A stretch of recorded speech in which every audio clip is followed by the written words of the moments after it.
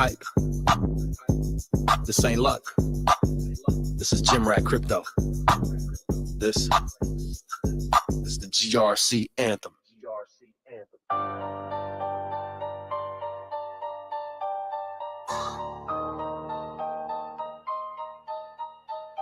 I'm a gym rat, stacking gains in crypto. Lift heavy bars, flip heavy bags in crypto. No suits, no hype, just swinging PRs and P&L. From bench press to bull press, watch my portfolio swell. 6 a.m. rise in the zone with the squad.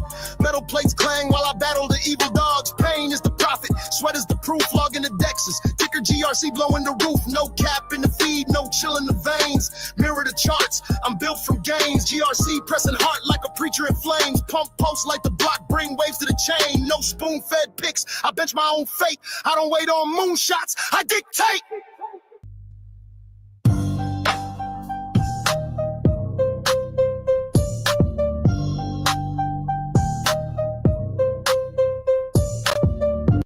Crypto muscle, crypto hustle, one rep, one goal. Bulging quads like server farms, mining blocks for the soul. While it's stack, feel like PR day flex, no stress. Huddle hard, train harder, cash out, say less. I'm a gym rat, stacking gains in crypto. Lift heavy bars, flip heavy bags in crypto. No suits, no hype, just swinging PRs and P&L. From bench press to bull press, watch my portfolio swell. It's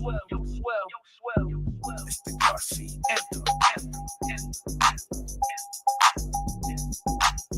He been pushing Richard Hart, bro, elevate the chain. No throne too high for those who grind through pain. RH had vision, now GRC's that flame. Igniting the pulse, no shortcuts in this game. Motivation ain't fluff, it's raw and exact. Built off losses, comebacks, never distract. Level up, lad right, that's the gym rat code. Spotting kings, lifting dreams while building his own road.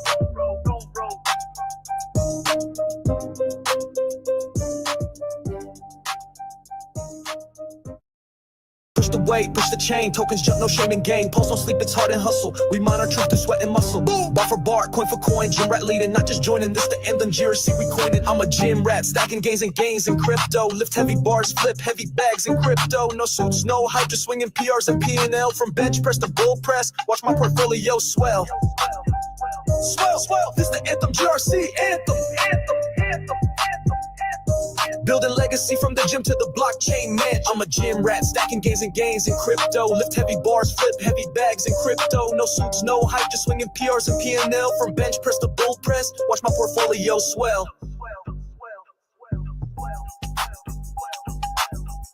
This the anthem, GRC anthem. Building legacy from the gym to the blockchain man. I'm a gym rat, stacking gains in crypto. Lift heavy bars, flip heavy bags in crypto. No suits, no hype, just swinging PRs and P&L. From bench press to bull press, watch my portfolio swell. This the anthem, GRC anthem. Building legacy from the gym to the blockchain mansion. This ain't hype. This ain't luck. This is Gym Rat Crypto. This is the GRC anthem. Break limits, break chains, no cap, all motion. Gym bars and blockchains set the world in motion. Build for the rise, never timid, never quit. Weights in my hands, gains in my wallet. This is it. GRC.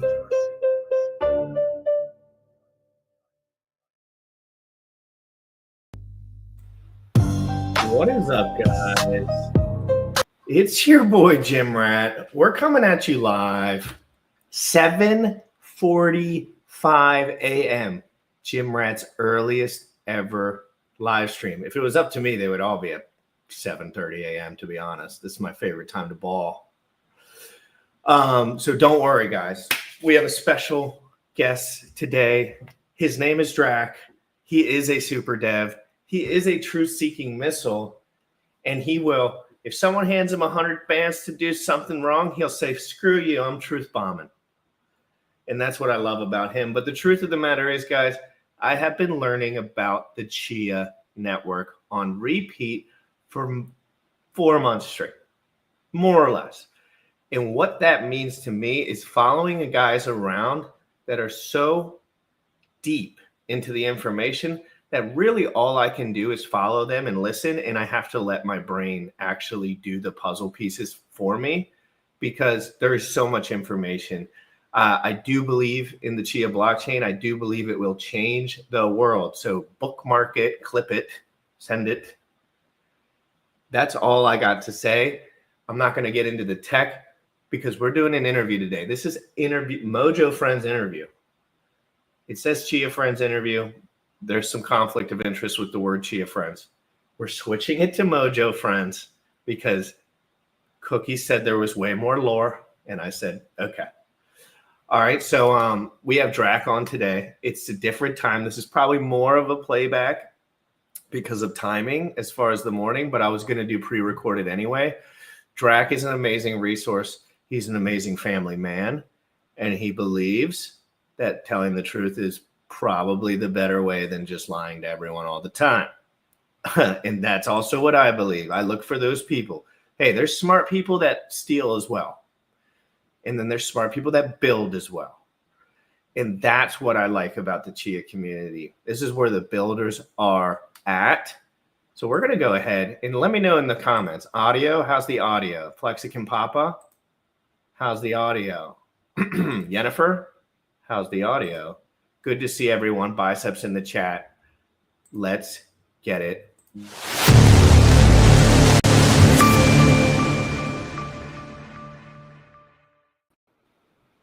Drac. What's up, Jim Rad? How are you? Dude, I am so good. I have not prepared for a stream, and by prepare, I just mean like cared as much other than this because I'm trying to find my flow in streaming, and you're the first person that my flow has just entered to. I haven't done interviews in a long time other than one with Gene and a couple. Oh, that's a good one. Oh, yeah, that's a good one. Yeah. Cookies as well. But how are you doing this morning? And let me know how you're doing first. My Alexa was kicking up there. I don't know if you heard that. Sorry. I'm doing good, man. I'm ready to go. I'm excited. I haven't done an interview in a long time either. First and maybe kind of last one that I did was Tank Talk with RG3. He invited me on his show. So that was actually the first time I was ever interviewed on a show for anything I've ever built. So that was fun. Now, this isn't as much about what you've built, although that we will go there, of course. Yeah. I'm doing a series where I meet the people. I know from my consumption that it really helps to know the person in order to follow them, right? And you kind of look exactly like I would have imagined in my brain. He's got tattoos, like a Brad Pitt lookalike. Yeah, no, yeah, I get my tats. So let's just start it. I want this to be kind of like efficient a little bit. Like, let's start with what kind of guy were you in high school? Like, what kind of guy? Like, what is Drac like? We don't have to get into like, I was born here, born there, but like going into high school as a small adult, what was your life like? And where was your mind at in general? And were you having a good time, a bad time? Tell me how your life was. I was blessed to have an incredibly strong family. We're very close. My parents are near and dear to me. I with them, see them, interact with them every day for my entire life, even till now. They're 46 years married 2 days ago or so. Long time. High school sweethearts. So I had a really amazing foundation. I've been lucky and fortunate that way. Me as a child, I was a handful, dude. I gave my parents a run for the money. But by the time I hit high school, I smartened up in around grade 11. I was high school student council president. I was on the varsity basketball and volleyball teams. It was pretty damn active. So you weren't like a nerd in the corner dev guy. Yeah, my whole life I've been nerd in the corner. But you played sports and stuff and like social, so it was like a mix. Spent a lot of time in the library electively studying. Spent a lot of time on the computer electively studying. So a really great social life. I am very social in my IRL. Online, I'm a little more shy and bashful. In IRL, I'm known as usually the life of the party. I'm quite outgoing, very active. So good. I started flying when I was early age, like 9. I got the bug for flying. And then that's a whole nother story. You guys can get so much done in such a show. It's like, I got the bug for flying, varsity basketball team, life of the party, super dev. It's like, which I love. I mean, it's just active. Well, yeah, I think my parents just always made sure that I, you know, every day's a gift. It's a lottery ticket to even be here. To wake up tomorrow is a lottery ticket. The next day is a lottery ticket. I wouldn't trade it for $10 million. I love what I do to the cores of my being. There's nothing. I would be lost and I might as well be what Matthew McConaughey in that movie where he gets lost in time and space. Like, I might as well be me on the other side of the bookshelf. Like, let my life back. If I didn't do this, I would be completely lost. Yeah. All right. So you active, social, family. Yep. When do you start getting serious about the tech, bro? Like, is this always, and you're obviously inspired to learn, inspired about all these things as you move into college or however that looked like. Let's talk about what's your focus after college, you know, in college. College was flight school. So I went right out of high school into flight school. And then unfortunately I had a heart condition and I couldn't pursue it as a career after I did 2 years of study, commercial multi-IFR, you know, Dash 8 training. I could land a commercial plane, no problem. But then after all of that, my heart gave out. So I went to bartending, man. I had to figure out what I was going to do. This is where, you know, maybe the life of the party part comes in a bit. But I went and worked at a bar, and it's funny because here I am now. Oh God, I don't know how many years later, and we're talking about this, and it's a moment instantly is hitting me now of like, God, that was so important, and I didn't realize it then. And even bartending, because I learned how to flair bartend and do like competitive bartending, and that gave me this confidence boost. You know, this manager kind of took me up under her wing. And then before you know, a couple of years in, I'm the GM of a restaurant at the busiest spot in the city that I live in. And I'm 22, 23. Then me and my buddies did a product on Dragon's Den. It's like our Canadian version of Shark Tank.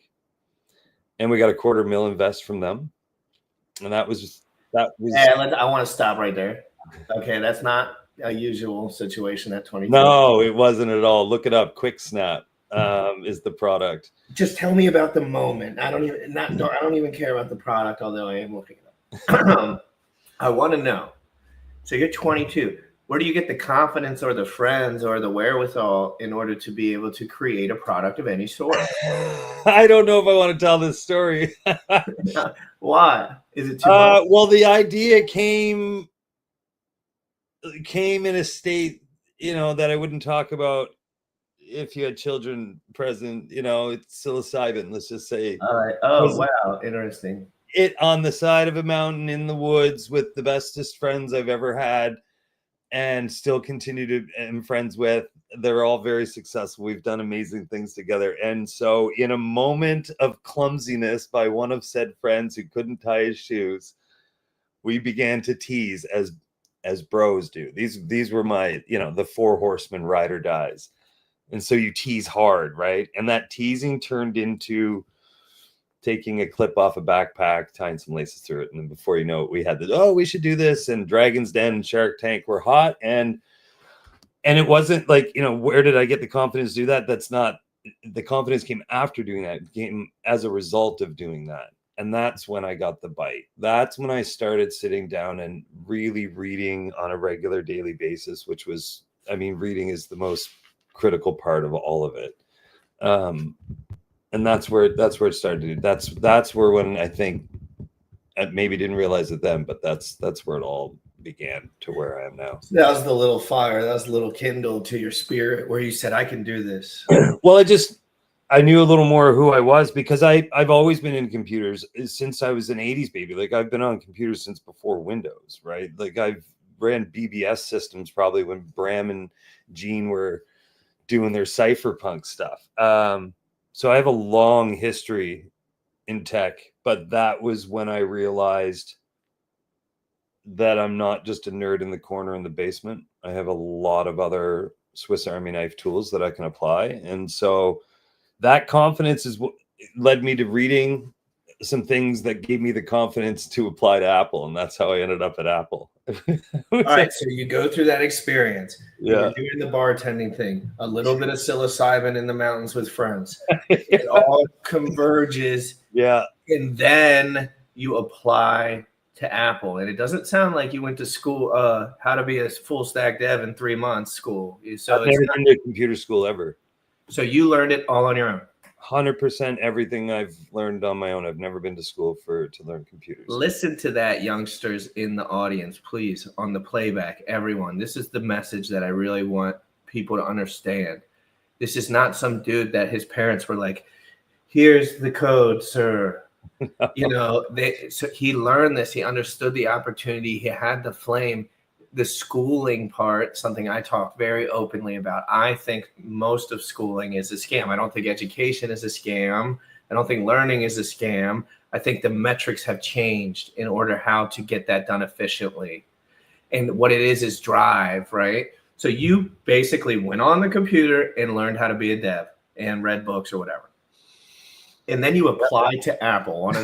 What year was that roughly? 2005. Yeah, around two.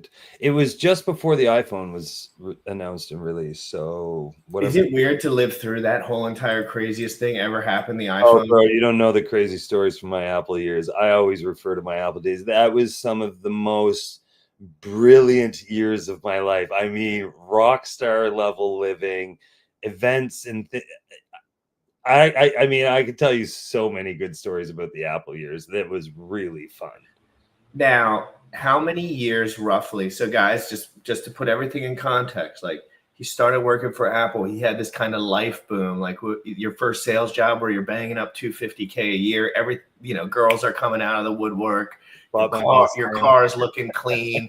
You can get 10 grand just for referring a friend to the actual job that you're working at. Let's be honest. The money was coming in from every orifice of that it was pouring avenue. And so how many years did you last with that until your heart broke and you realized God is dead? 3.5. 3.5 years. Okay, so that's a good amount of time.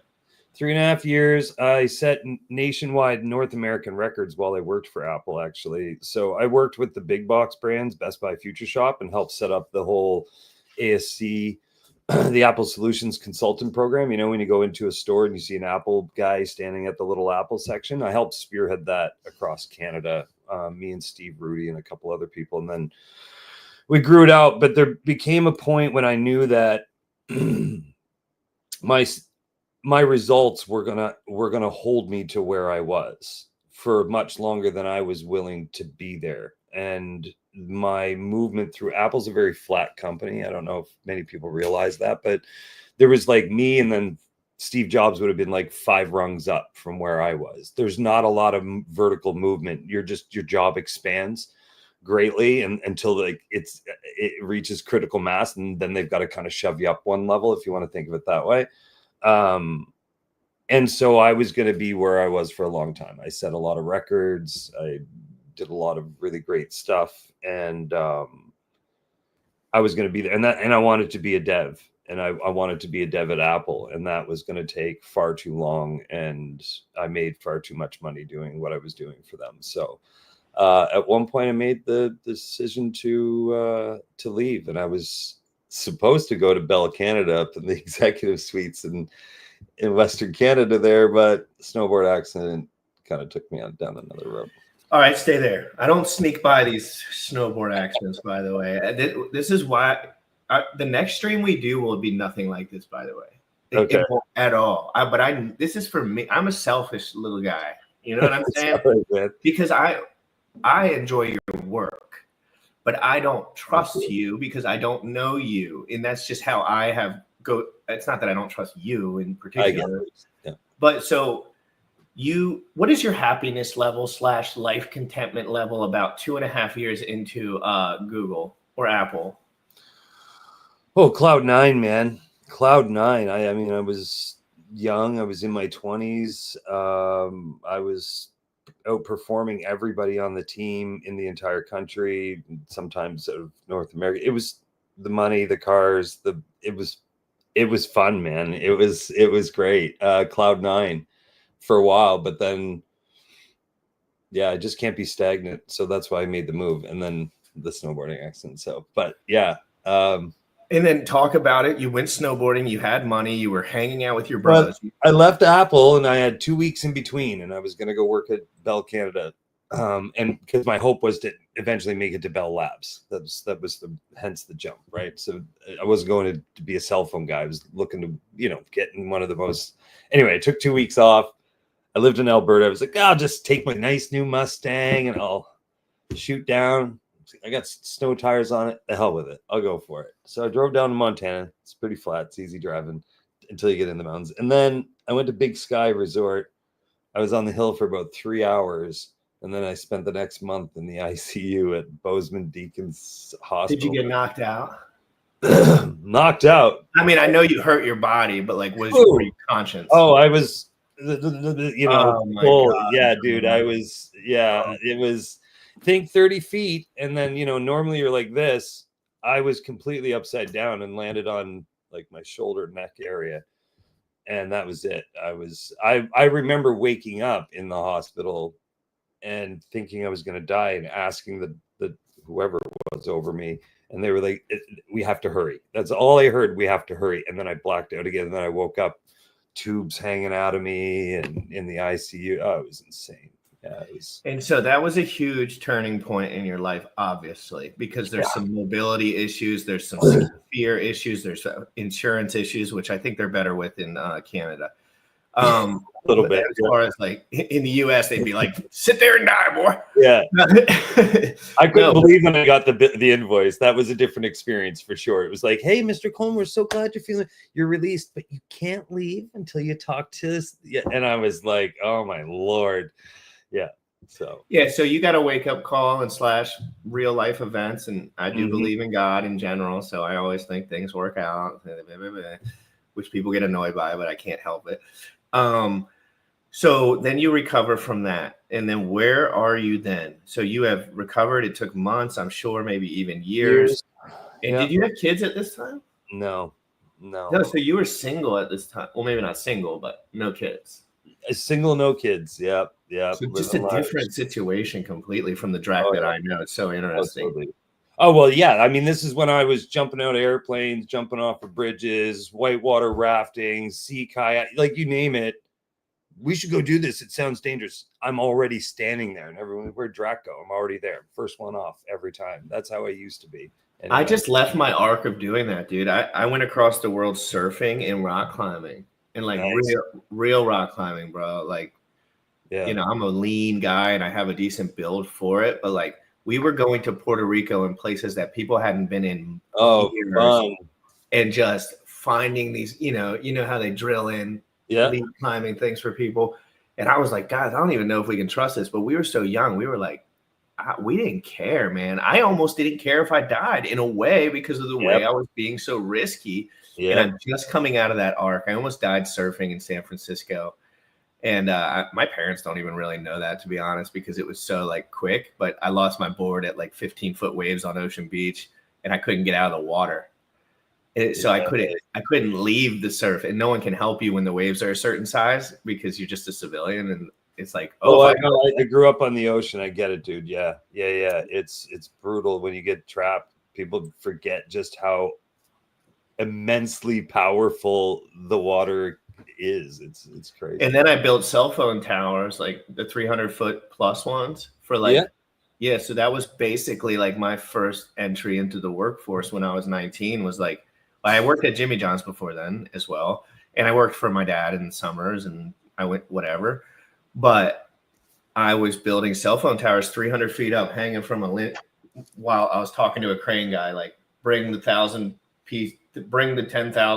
metal fucking units in here and we'll crank them in. And so I was up there, man, cranking. So I really was like, I am blue collar. That's the way I am. And it sounds like you have a lot of that in you too, as far as blue collar and the fact that like, I like to get my hands dirty. I like to jump off of things. I was just the other day on my friend's boat. I posted a bunch of pictures of it doing gainers, which is like a backflip jumping forward.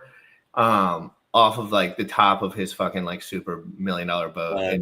And everyone was like, dude, you're insane. You're getting older, dude. And then by the end of it, all my high school buddies were up there doing the same thing. And all the girls are down there like, oh, Scott came again to fucking kill our husband.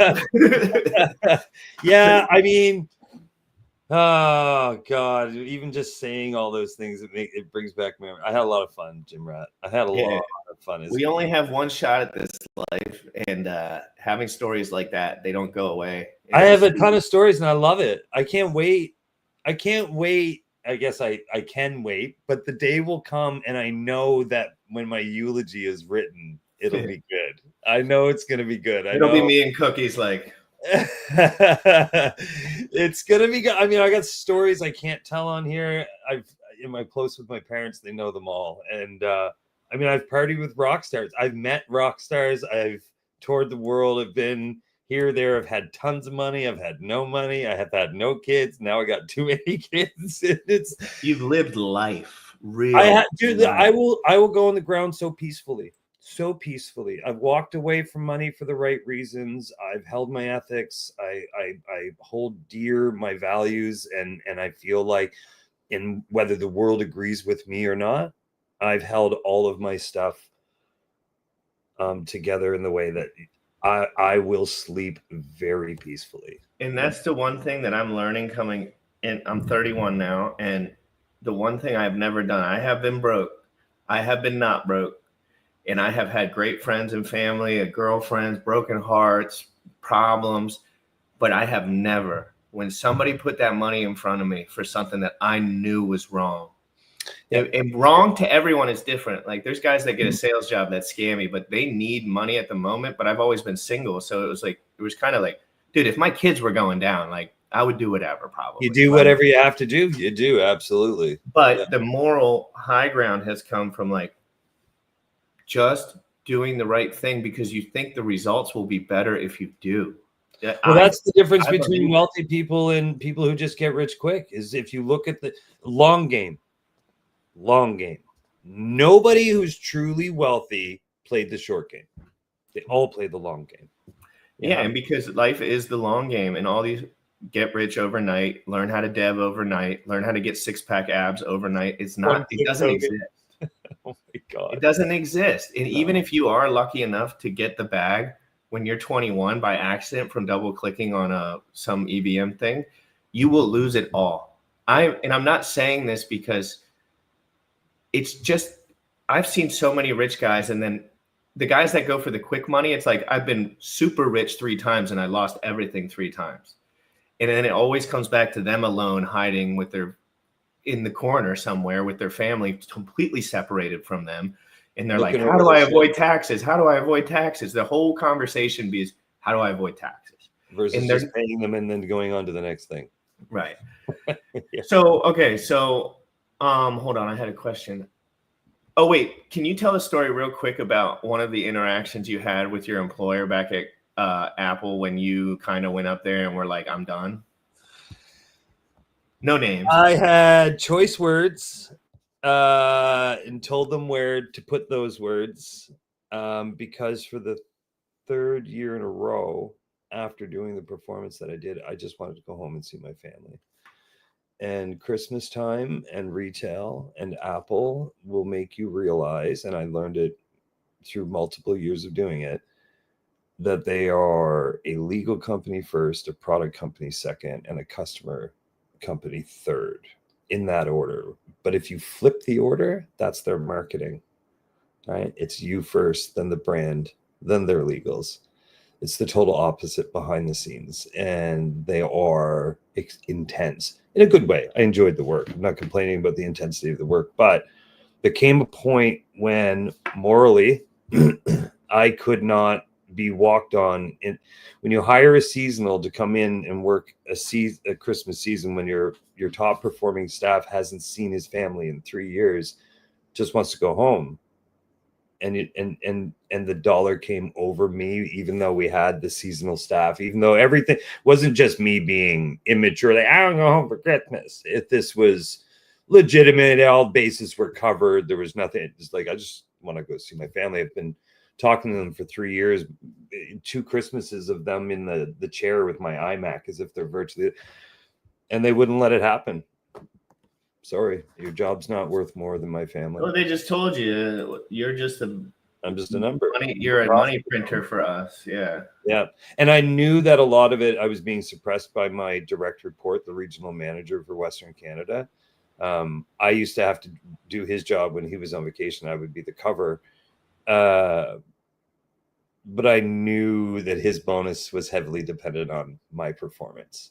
And that was very clear. And I got to the, and so choice words, you know, go yourself. My last job, the way that I did it was, and it just ended, but I've had enough crash outs in my life that I said, let me try not to crash out. I'm 31. I mean, no crash out here. And I went up to my boss, and I was the #1 salesman in our office. And I learned that he was only supporting me.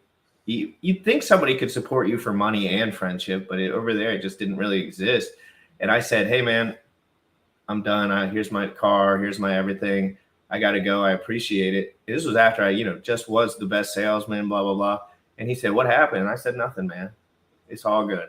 There's actually a theory that you should fire your best employee often. If you, I can't remember exactly. It was a psyop. I was telling everyone in the office that it was a psyop too. And I was such a cancer in the office. I could not speak because we had cameras everywhere. They were like, all right, you have anything to say? Let's all go outside. Yeah. Because I couldn't speak, because I would say, I think it's wrong what you're doing. Truth bombs. Yeah. And then my boss would be like, but anyway, yeah. So I respect them more now in hindsight, being like, hey, everyone is doing their thing and trying to help their families and best they can. For sure. But that never has, if you, so it's different when you have kids, because you could so say you don't have kids. Let's just run 2 scenarios. You don't have kids. You got to put food on the table. You're about to starve. You'll do just about anything. The instinct to survive is strong in all humans, and you'll do just about. And you may even cross some moral ground. Say you're young, early teen, you haven't learned lessons. You might do it. But for me now, I'd rather starve and have my kids see me starve for the right reasons than even go and step on my morals to put I'm capable. I'm never going to I've put myself in a position I don't have to step on morals to put food on the table, but I have to sacrifice. And I'd like teaching my kids the entrepreneur life and how it's up and it's down and it's up and it's down, and to do it always with your morals. And that's the consistent thing through it all, is that you have your time in your control, and you have your values and your morals and everything all within your control. And you don't really have anybody that can persuade you to compromise them. So the money is just a tool in the picture of it all that is, far less valuable than the rest of it. Morals being one of them. It's far less valuable. That's how I've always felt. Like, to me, I grew up around where money was not a problem. And it wasn't that my parents were super rich, but I was on a lacrosse teams with everyone's parents were rich. I went on a private jet to the Masters when I was 12, and I didn't even know where we were going. Wow. To see Tiger Woods at the time, because my friend's dad was like, oh, rain check, we're not going to Florida, we're going to the Masters. Yeah, I definitely don't come from that world. I come from the taint of the Maritimes, of the worst place in Canada that you could possibly live. I can't stand it here. Well, I just try to show people my perspective. The reason that I'm so quick to be like, dude, if I really wanted to ask someone for help, I would just ask someone for help.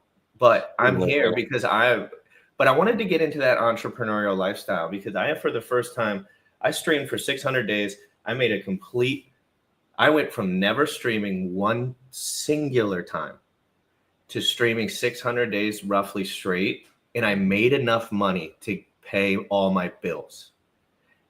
I'd love to do that. I sit in my office all day working, and I would just love to be able to do that. But I spent 9 hours a day doing it. So I wasn't efficient. You would be way so sickening more efficient than me. Now I'd probably be way better, but I'm also doing other work now. So it's kind of I'm keeping this as the hobby for the moment.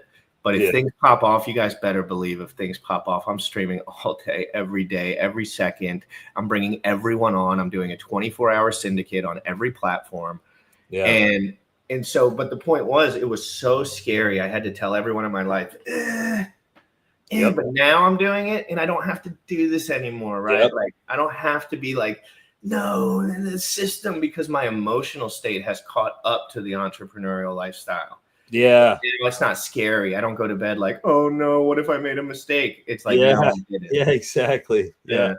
Yeah, I know what you're saying. Yeah, there is that crossover. Yeah, it was really nerve-wracking to kind of go it alone at first, but now it feels comfortable. And now tell me about your experience in a quick way, like going out on your own and to others, like talking to new young guys too. Like I have a lot of young guys that are getting into Chia, that are getting into crypto. Like tell them a little bit about Here's that the thing, experience. man. To be exceptional is to be the exception.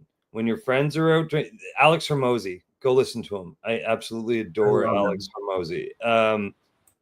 He's absolutely on point, and you have to be willing to sacrifice in every which way. I don't come from money. I didn't have the luxury of going back to school after flight school failed out. I have IRL battles like everyone, and I don't have, in my battles, I don't have the luxury of opportunity unless I make it, right? And so you have to be willing to be a loner. You have to be willing to think outside the box. You have to be willing to take criticism. You have to be willing to have a lot. I'm really good. This is something to put it in perspective. I'm really bad at socials. I'm not great at making friends, but I'm amazing at making enemies. And that's because, yeah, because when you build and you just relentlessly pursue and the passion comes out, that's what people get jealous of, is the passion. That's what people know they can't replicate. That's what you have to foster as a builder. You have to understand your competitive edge. You have to understand that it's okay to go against the grain. You have to not care what anybody thinks and just build. All of the tech in the world exists because somebody thought of it, and they didn't think of it with the intent to restrict you from it.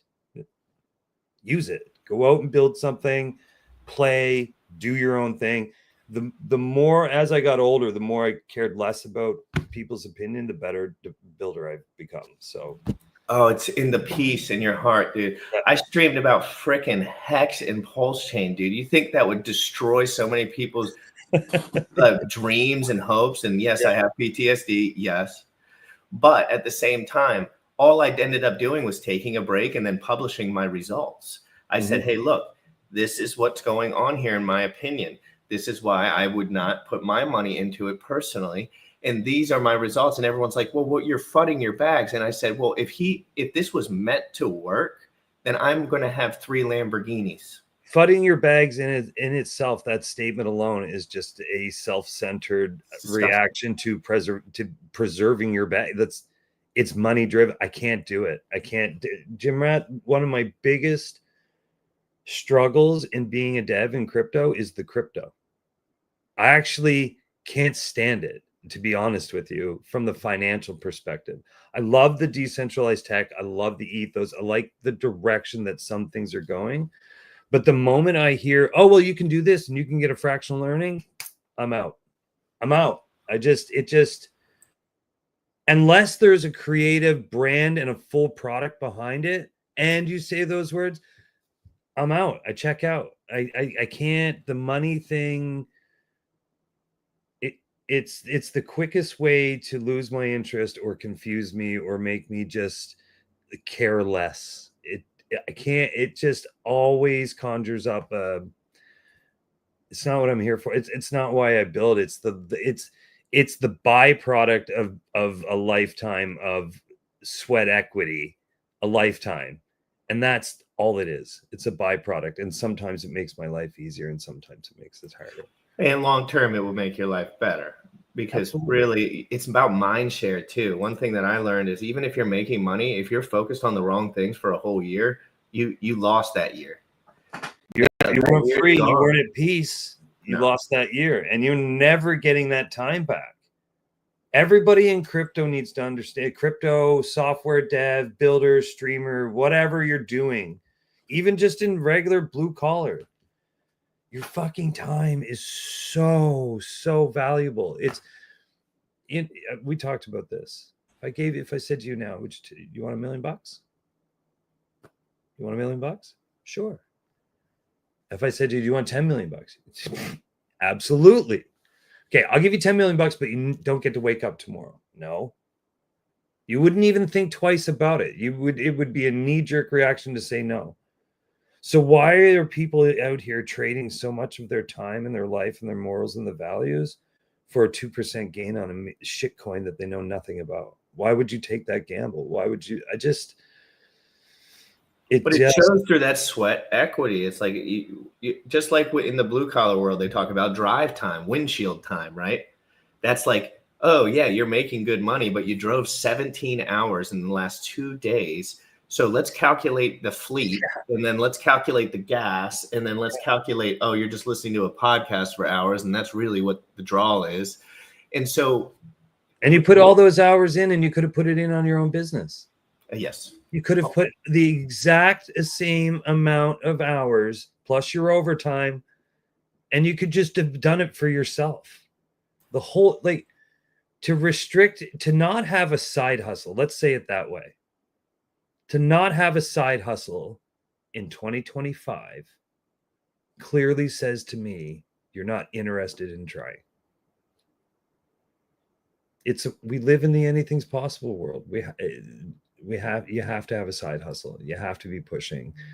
Otherwise, like you said, you're going to be staring at a windshield or looking back later going, holy shit, I wasted a lot of time doing that. And your time is obviously worth $10 million at least. Because you wouldn't. Yeah, $10 million. There's not an amount of money that someone would say, even you can live for 5 more years. We'd all just say no. Yep. It wouldn't make sense. It doesn't add up. The value's not there. The true value is waking up, having your emotions in a normal place, and being able to rock. And that's not easy in this country, my country. As of right now, 70% of all people are on antipsychotic medications. Canada's a nut show, dude. Canada, I don't even recognize going out my door. I'm a homebody now. All that stuff we were talking about, active and outgoing. I'm the opposite now. I built my life. I'm happy. I want to stay home with my kids where it's safe, and I don't recognize that world outside anymore. I go to the gym now, a beautiful luxury gym that I've always gone to. I've been going there forever. Pool, I shower there, I do the whole thing. And I swear everyone's face is so close to their phone, dude. In the gym, which is it's like, I get it. You're at the ball game with your girls and you want to take selfies. Okay, that makes kind of sense. Still doesn't make sense. But the truth is, I go to the gym and I see these 19-year-olds literally paying some dude in advertising revenue. And that's the way I think about it. I'm like, somebody's got them in their clutches, and that's okay. But they can't even focus for 1 hour when they've committed to getting the membership at the gym and going to the gym. And then they stare at their phone, and it's like, this country is going inward, and the only the builders are going to be the ones that take advantage of that financially. But it is sad to see what's happening to the country. And as a super tech genius, like, what do you see? What do you see as far as, like, okay, AI, everyone has a supercomputer right at their face. Humans cannot control themselves. 0%, 99.9% of them cannot control anything that they're doing when it comes to the phone. What do you see this coming out as? A little bold prediction, a little hot take? Like, are we just going to get worse and worse and worse until there's like some sort of revolution? Or is tech just way too powerful and we're way too low on that tech curve as far as, like, things are just going to get worse? Not for us. Hard one. I see the positive and the negative. I see what it allows my children to do and become what they can be so much faster and in a more comprehensive and complete way. But then I see it withdraw them from society. You're the father, so you can curate that because you have the family unit. Absolutely. And so this is kind of where I've had to figure out my own little mixture, right? And what's right for me and my family. And I'm sure it's a little different, but I firmly believe my kids need screen time. Lots of it. Not games, not mindless games anyway. Like, I like Minecraft. It's taught my kid to have like a pragmatic mind and how do I piece puzzles together and build things. The kids play really well together on Minecraft. But then you look at Fortnite, it's just like ADHD central. I can't tell what's going on. It's just like smash the screen, get them hooked, get their V-Bucks, blah, blah, blah. I hate that stuff. And I'm not a fan of social media. I don't use Facebook. I don't have Instagram. A lot of social media for me is the core to what's wrong with society today. Having grown up and watched it come, like from before the internet and before Windows, and doing BBS systems where we shared, you know, nerdy things too. Here's the highlight of my life. Look how much better I am than you. And then all the kids that are trying to achieve it in the breakdown of the family home there's, I have to be careful because I see great dangers in tech and the motives behind those who steer it in the direction that we're headed. But then I'm also privy to this beautiful group of people that I get to call friends online that are all genuinely focused on the opposite of that. And so when I'm in that road with those people in those trenches, I have all hope and desire to change the world. But then, you know as well as I do, the grip that social media had so quick on society, and you could never forecast the psychological effects that Facebook is, let's start it there, but social media could have on society at large in such a deep rooted, like you said, this is my phone, it's in my face. If you touch me, I will straight up murder a bitch. That is psychotic. And to get there, so I see that, but I see the potential. I see the beauty in the road that has got us here and the magic of tech that allows us to do things. And then I see the 10x humans all around me, and it gives me hope. But personally, I think it all stems from social media, the negative. And I think it stems from marketing. Like my big grift, my big issue is like, I'm more from the marketing world, and I don't see the guy with the inspiration in the woods doing the shrooms and coming out with some kind of idea and then it manifesting into a business, and then marketers get involved. Right. Yeah. And then it becomes, I don't care if all of these people die. I need them to look at my stuff. I don't care if it's about doing steroids, because what do people do in the bodybuilding?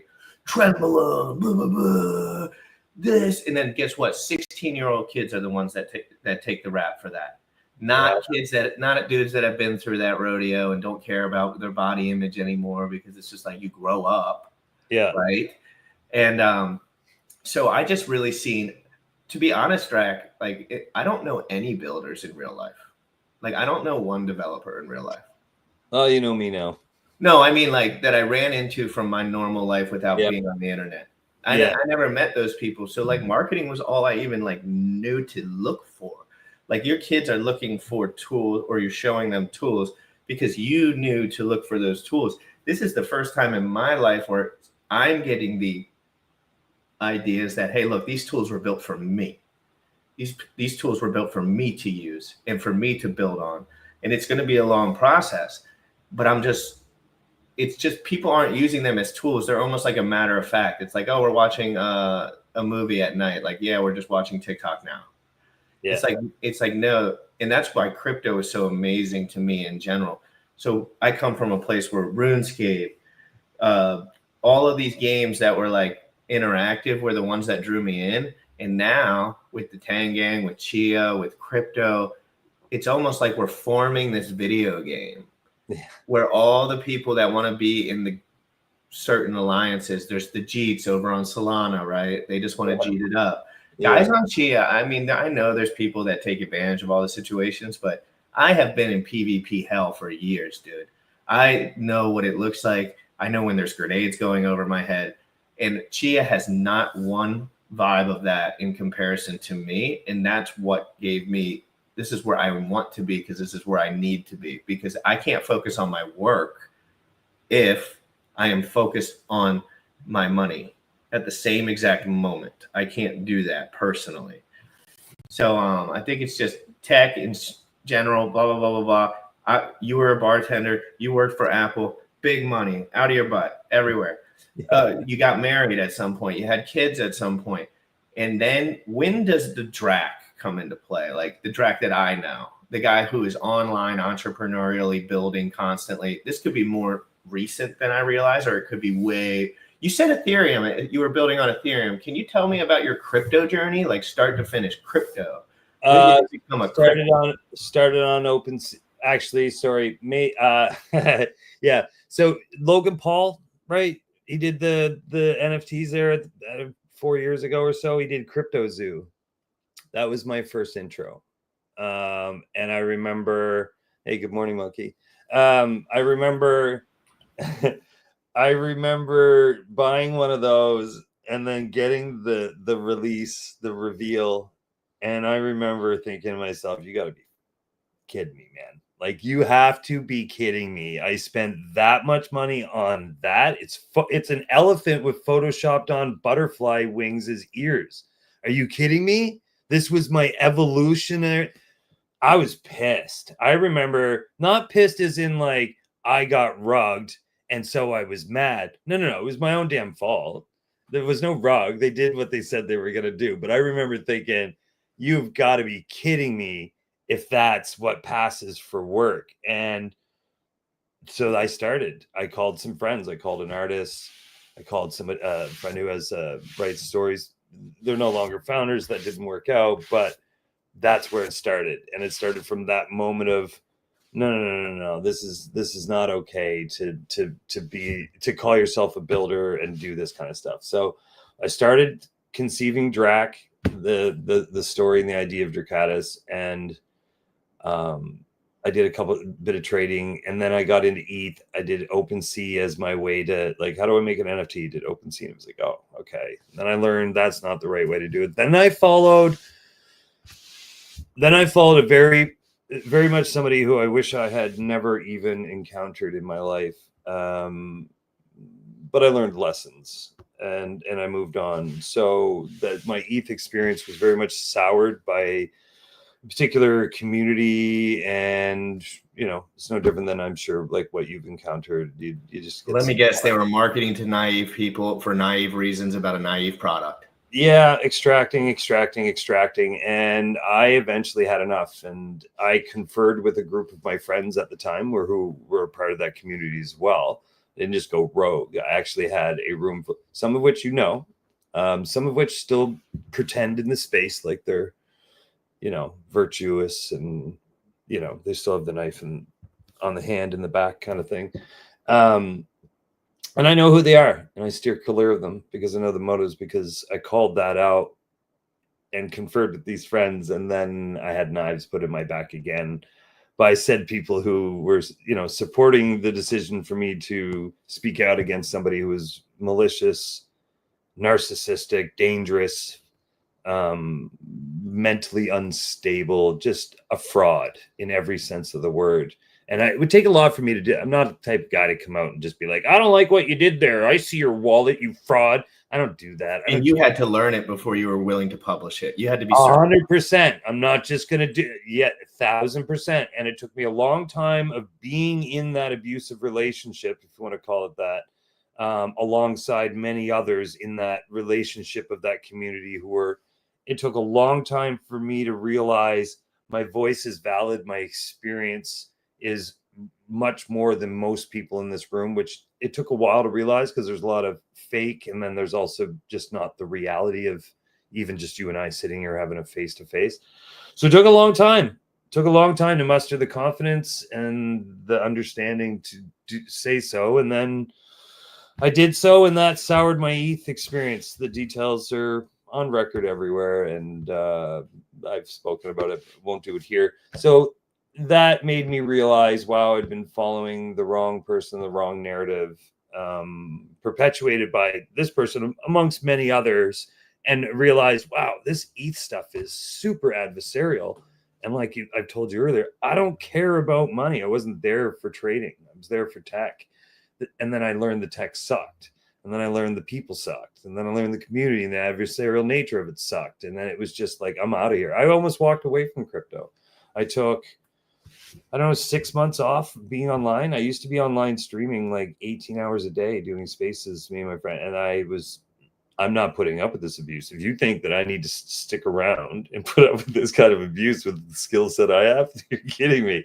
I'll just go hang out with my family and keep doing what I'm doing, and I won't share any of what I do. And none of you will get it. So I made a choice to shut me down public access wise. And then Chia and Brad and Art with Heart and DGen and Foods and Gooey and Bullish. After coming back to Chia and hanging out there for a bit, the real friends showed up. The real intellects showed up. The people that I realized I could trust started to become more obvious. And so I settled into Chia. And like you were saying, it's more comfortable. The Tang gang really brought that through in a whole different level. They're batting 1,000 as far as I'm concerned. Every hater of the Tang gang out there, you can hate all you want. It sucks when somebody's better than you and you're jealous over it. It's so much cooler when you can look at it as I'm the underdog and I got a lot to learn. And if that's you and the Tang gang's bothering you, you need to go out and learn, because you're just the underdog right now. That's all. And so anyway, went over to Tang Gang, Chia. I fought Gene and Bram. I mean, if you can't do the research to understand why saying Gene and Bram matter, and you're not willing to do the research to even just go understand that, then you're not going to make it. And because Gene and Bram are a cut above the rest, Bram is an absolute genius.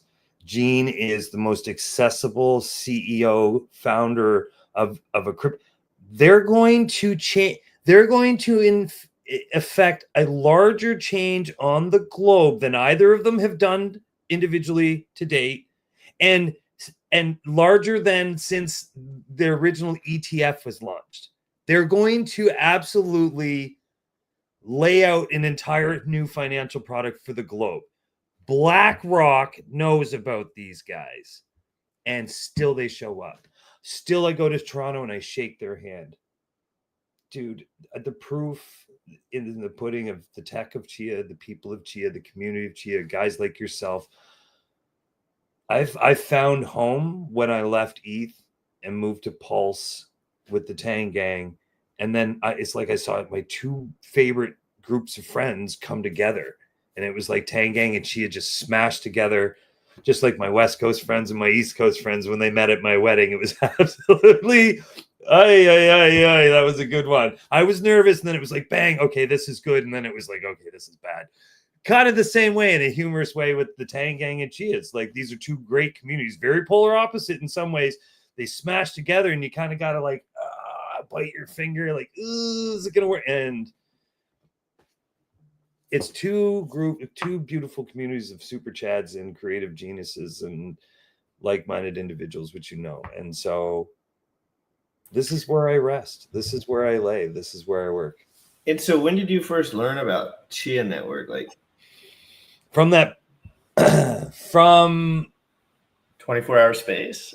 No, it was actually from a flight instructor when I was the chief flight dispatcher at the airport, which I should tell a good tech story about that as my progression. I met him and he talked about Chia, and he was like, oh, I got out of Chia because it's going sideways. That was the first time I ever heard about Chia. And then I looked at it, and he was farming and told me about the drives. And then that nefarious character in ETH, I heard him talk about it a few times. So then I started looking, and eventually it was actually Art with Heart who pulled me over, because I told Art with Heart about Chia, but then he went and started working on it. But then I was too stuck in ETH world. Eventually he pulled me over. So it's a bit of a lucky find, I guess. And then once you look at the tech, it becomes obvious. Yeah. Can you do the elevator pitch for Chia for builders? Like, oh yeah, I mean, offer files alone is enough. When you want to talk peer, okay, so this is the nutshell of why Chia. Everyone's running around talking about decentralization. If you don't understand that none of the ETH world is decentralized, it's just not. And if you don't understand that, then you need to go do research, because I don't have enough time here to explain that. But EVM, Ethereum virtual machine, and just about anything built on it is not decentralized. Chia is truly peer-to-peer. Now, I've heard of some other things that are coming out that are making the same claims, but I'll tell you this: Chia is truly peer-to-peer. There's a blockchain, yes, and then there's the company, Chia blockchain. Chia blockchain, independent of the company. The company is just the ones who built the blockchain. It's 100% to the community. But offer files allow for truly peer-to-peer trading, which you can't get in EVM. And that for me was like this is cool, this is handy. And then you start digging into how they use proof of space and time. You start to realize how much better that is. You start looking at power consumption, cost, tooling, just the feature set alone. And the fact that every coin, this was a big kicker for builders, every coin is its own contract. There's no compromising my coins because some dumbass compromised the project on a contract. You can't touch my stuff. It's with me always. And that, to me, is sustainable blockchain. The other way is not sustainable. The rugs will eventually suck everything out. The tech will crash. Now, a quick tangent, but not really. When my heart broke when Ethereum went from proof of work to proof of stake. I didn't exactly know why it broke at the time, but I had a feeling that it was not good for decentralization at all. And it might have been not decentralized at all before then to a degree as well. Was that a big thing, or is that just like more of a buzzword as far as like it's just more of the same? But when people stopped mining individually and they said you need 32 Ethereum, 32? I know. That's like 100 bands to run a node? Yeah, That doesn't make sense to me. No. And when I heard that, I was like, oh, they just did it so rich people can only manipulate it again. That's what it felt like. And was that a big deal? Yeah, I mean, it's a big deal. It's just was it done because rich people could do it, or was it done because rich people can do it, for them, with them, at them? I don't know, but I know that nowhere in Ethereum are you going to find a truthful answer on that either. People are going to argue it one way or the other, and it's going to be based on their bags. I don't like that. That shit pisses me off. I hate it. You can't get honesty out of people when they're worried about their bags.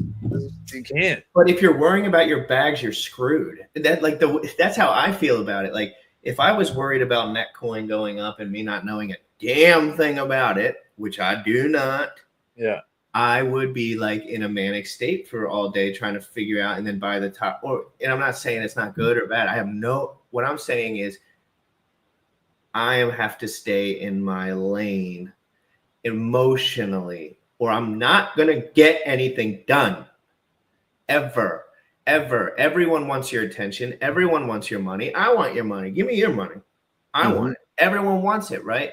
Now, the point is, it's just like mind share. If you spent this entire 10 years building, or even following Drac around, asking questions, building on the side, learning code on the side, asking Gene a question, going into code, and then you go 10 years later and you say, man, I had to eat mac and cheese and bread for like 2 years. Man, if I could go back, I would just wish I was eating steak instead. It's like, no, dude, if you could go back now, the stuff that I'm building is going to be so much better. And I can actually build something now because knowledge is so important. Understanding that this is all a human experiment. Blockchain is a human thing. And what I'm good at is understanding humans. I don't understand code.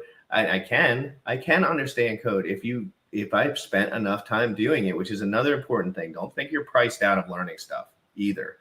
But humans are at the bottom of this. And the truth is, Jesus Christ was right a long time ago. He said the human heart is wicked.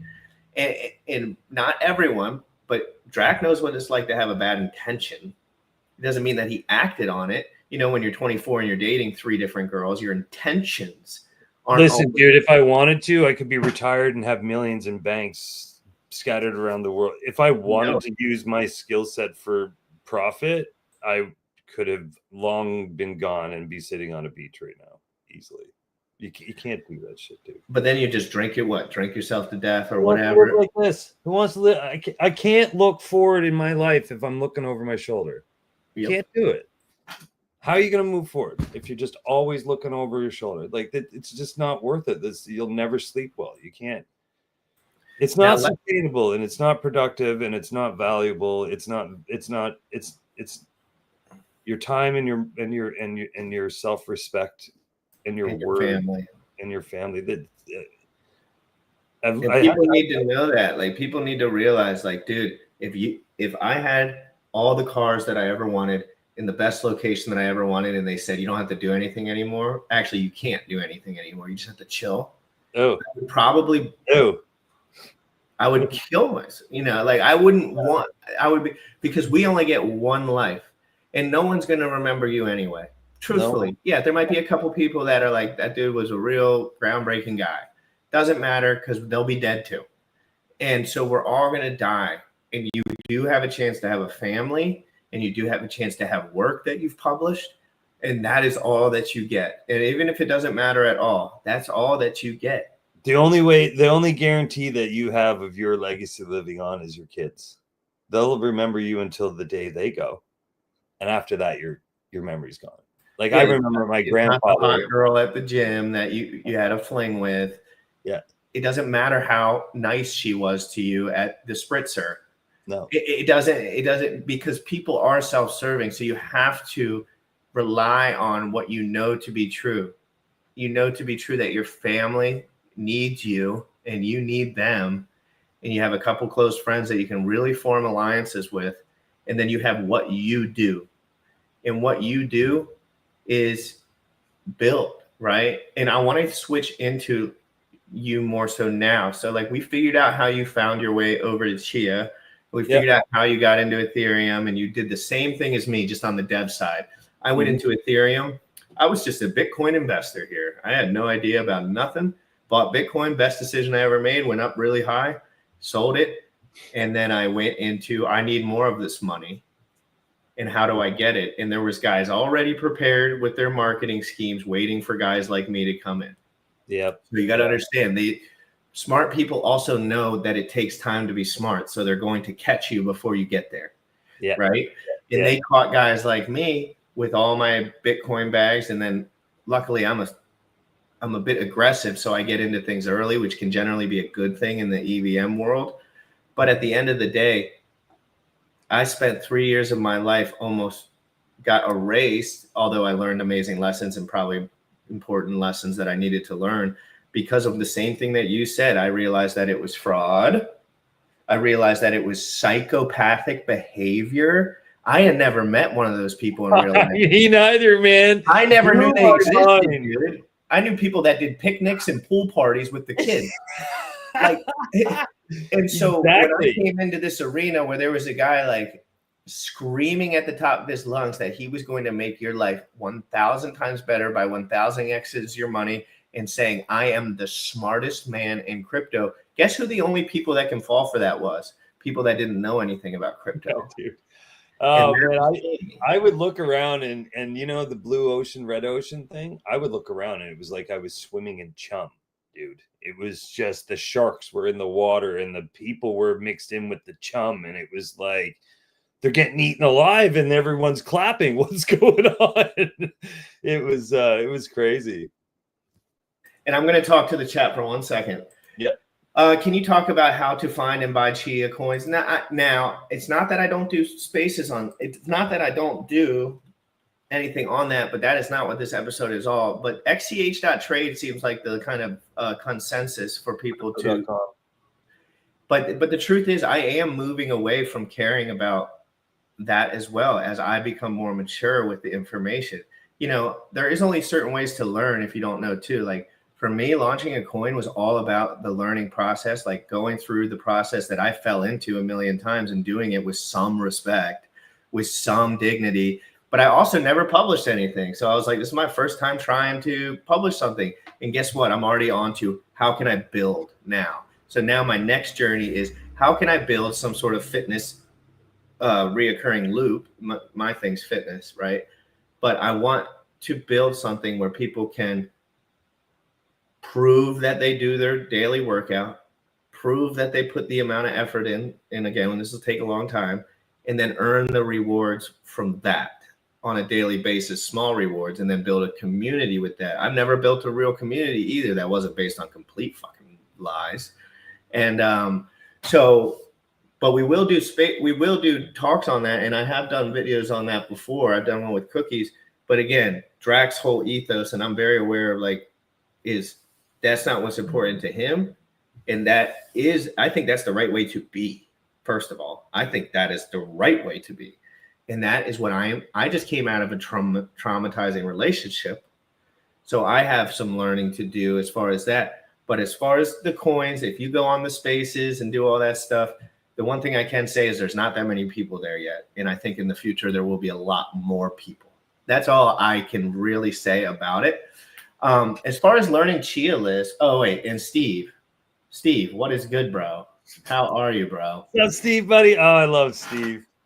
Steve, I would love to have you on too at some point, Steve. Good to see everybody in here. Stubbsy, good to see you. Hey, if anyone's in here, we're gonna go into the Chia part of this and what Drac's literally building, and that's gonna be kind of how we exit this, because this dude is building.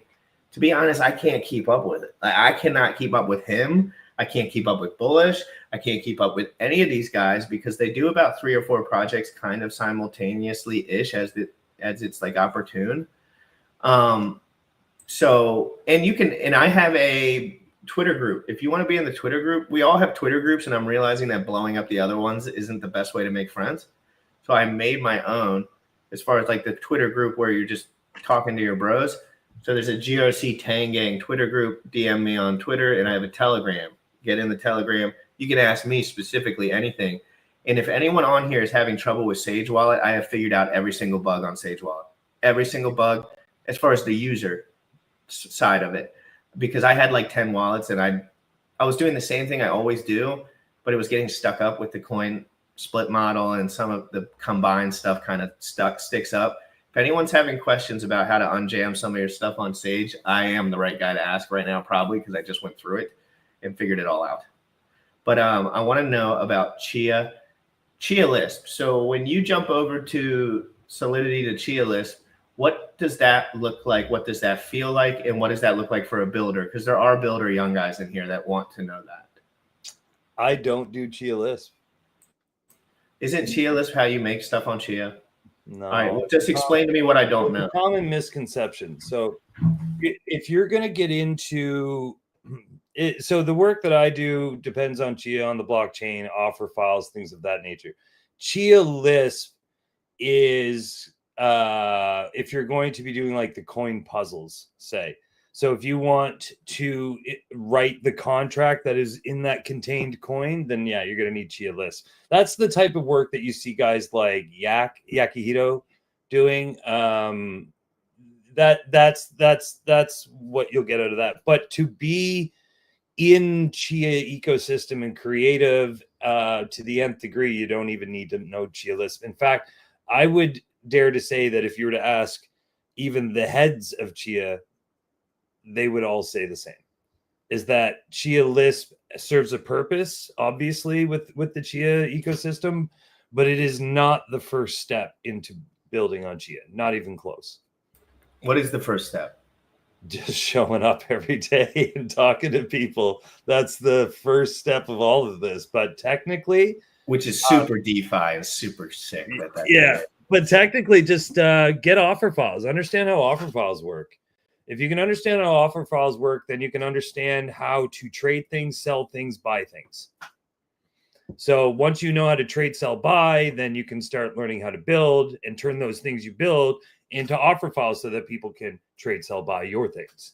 And then when you kind of like an NFT, so I made the coin and I did the community, and then people are starting to talk about NFTs. I'm just trying to think at the time, like how this kind of goes.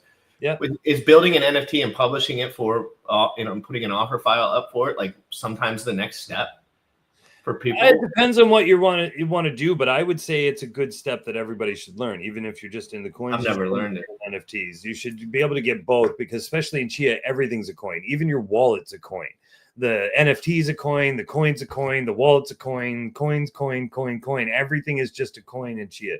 It's just a matter of how it is represented or looks or interacts. Like there's more structure to it, but everything's a coin. So understanding that, whether it's a colored coin or whether it's an NFT, they're the same. And learning offer files gives you the foundation of understanding how to move those things around. So in EVM world of contracts and solidity and security issues and all this crap, you on Chia, here's the best example. You know what? Remember when Apple came out with those commercials? Hi, I'm Windows. Hi, I'm Mac. Windows guys was total tight ass, boring guy. Yeah. Remember? And then the cool, like, you know, I've got my hoodie on. Tesla. Yeah. Hey, I'm a dev. Look at me. I got a hoodie on. I'm a dev, right? Hey, beanbags, not chairs. But it is similar. Listen, it is similar. If you're going to be on EVM, you're going to have security. You're going to have the headaches. You're going to have the masses. You're going to have low-grade development pushed to the masses because there's no this, that, and other check. In Chia, that's not the case. You don't. You can worry less about those problems and focus on the actual solution. You know, Gene and Bram are the guy with the hoodie on, and then you've got Vitalik is the Windows guy, and over here, everybody under the sun can make everything without consequences and go ham, and there's scams, drugs, and everything. Same thing with Windows. That's why when I sit down at my Macintosh and it just works the same way it did yesterday, the same way it did 3 months ago, the same way it'll work in 3 months from now. That's what Chia is like as a builder. When I show up to work every day, I know what to expect from Chia. I know exactly what it's going to give me. I know exactly what it's going to allow me to do or not do. And I know with absolute certainty, I'm going to work the entire day and I'm not going to get rugged. And all of that taken out of the picture lets me to be the master of what I do. Right? Because and there's certainty on the levels you can't control. I don't have to think. I don't waste brain power on worrying about rugs. Yeah, I do not worry about smart contract compromising. It's not a thing. It's not in my world. And I get to build all day on Chia. I don't need to know Chia Lisp. I can build all day on Chia, make really cool creative shit for all of my friends. Token gate access to cool SaaS stuff. Like you can have all kinds of fun. And you never have to know Chia Lisp. And be 100% honest. Like a guy like me, that obviously I'm good at finding resources and asking them questions unbearably. Mm-hmm. But if a guy like me wanted to get to a point where he could build intuitively and have fun, obviously AI, everything, tools that we have now, what kind of timeline, what kind of learning curve are we talking about? Are we talking about a year or two? Are we talking about 5 years? Are we talking about 6 months if you're really kind of dialed in? And I'm just for what result? Gauge. For what result? Well, let's just say building something like, I don't know. I don't know. I think I'm so out of the tech loop that I don't even know the questions to ask. You should sit down and build a calculator. Build a calculator. That's how I learned. All right. Well, that's what we wrote in the journal. To sit down and go, can I build something? Can I build a to-do list? There was a point when I was learning where every day I woke up and I used these little online editors to just go, can I build something completely useless, redundant, no need for me to build it? There's a bazillion calculators in the world, but can I make a calculator? Could I make a calculator? And you know what I found is that in my head, I thought, oh yeah, well, I mean, it's just this, and this. And then I couldn't build it because of all the problems that I couldn't predict, all the things that I couldn't possibly know. Thus, I couldn't even evaluate or ask my question. I had to do it to learn that I couldn't, to learn what was wrong so that I could do it. And so waking up every day and just forcing myself to code something stupid and small was the biggest lesson that I ever learned. So when I was a graphic designer in the music industry, and then I jumped to code, it was because I sat down and I learned how to make a little picture, a little belly of an airplane drop a piece of landing gear down just by clicking a button. And it was so dumb. and it was so stupid, and it did nothing, and it started me down the road of code. And now here I am 25 years later. And I want you to remember me in 3 years. I promise. I just know myself at this point. I'm not the fastest. I've never been the fast. On the feet, I'm very fast. But in my mind, I'm not, just like you mentioned, I wasn't willing to publish any FUD about this one guy until I knew 100% of it. I'm not so confident in my overarching understanding of the topic yet. Like, that's why I don't go online and just tell everyone about the coin set model. Like, I can see it, I can feel it, and I can look at it as far as like, oh, each one of these coins and contracts, and you can combine and split the coins and everything's a coin. But as a streamer, I guess because I'm a streamer, I have to be like almost locked in about that specifically, or I'll just look like an idiot. But I am going to learn how to build a fitness app. These are the things that my future, and when I say learn, like help and talk and you're at a prime time for it though, dude. This is the whole thing with AI. When I said it's the anything possible world is actually possible now. I have a very good friend of mine, my best friend, love him to death, treat him like a brother. He is a computer idiot. Does not get email. Like, it's difficult for him to stay organized on an electronic device. God love him. He's a hardworking blue collar guy. Drywall, roofing, all the stuff that hard ass work. Yeah. He's my best bro. Like, I would die for this guy. And he came to me the other day and was like, could you help me make a roofing estimator app so you can do estimates without having to go to the job site and crawl up, like just use Google. We've seen those around. We whipped it up in a few minutes. I didn't have time. He asked me, what would it take to build this out, yada, yada. And he just called me like the other day and he's like, I got it working, bro. And I was like, what? He's like, I did it. It's like, you did what? And he's like, I built the app. I was like, what did you build it on? And because he doesn't even have AI. Well, apparently he does now. He's got Gemini hooked up. He's over there building. He took the idea that we noodled around for an hour, and now he's literally using it in his daily workflow right from Gemini, saving himself a countless amount of hours climbing up on ladders and measuring out roofs when he can just now sit in the office and go, this one's this size, this one's this size, da-da-da-da. And he called me. He's like, thank you so much for showing. Hey, I heard that you were involved in something like that. What? Not him specifically, but a roofing thing. Yeah, well, this was part of it. Because I was in the roofing industry and the sales. Oh, I had a roofing guy over the other day doing gutters, and I challenged him to see if his measurements would be as close as my AI-driven roofing app, and mine was 5 feet off from the total measurement of the gutters on the house. Oh, what will we do with the 5 feet? But it was really cool because I just typed in my address in this AI that I built. And that is the thing that my buddy took and is now building his own roofing. So, like, how many plywood sheets do we need? What are we replacing for this? How many vents? How many, get it? And he's cooked it up. A guy who can't even use email. It is infectious for me right now to infect people with the bug for building right now, because the barrier of entry is so low that I can hook just about anybody really quick. I don't lose them anymore with the techno jargon because I don't have to.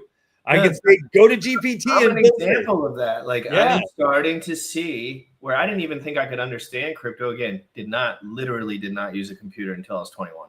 You can learn 25 years of coding in a year now. It's just like going over to Nicaragua. I go surfing in Nicaragua like once a year. And nowadays, like, to be honest, everyone was like, dude, you have to learn the language like locked in. And I was like, dude, I'm a gym rat, dude. I'm sorry. I know I'm rude. I know I'm shit, but I can't learn all this stuff. I got a lot of stuff to do. And then guess what now? I don't have to learn it anymore. The people are ready for us. And so they already have their phone out and the talkie, walkie, and they already know. And I'm like, oh, wait, I could have studied for 9 years and still effed up this language. Yeah. Yeah. And now I get to go to Nicaragua and go on dates with beautiful girls because they understand the tooling and I understand the tooling. Yeah. And it's amazing. Yeah.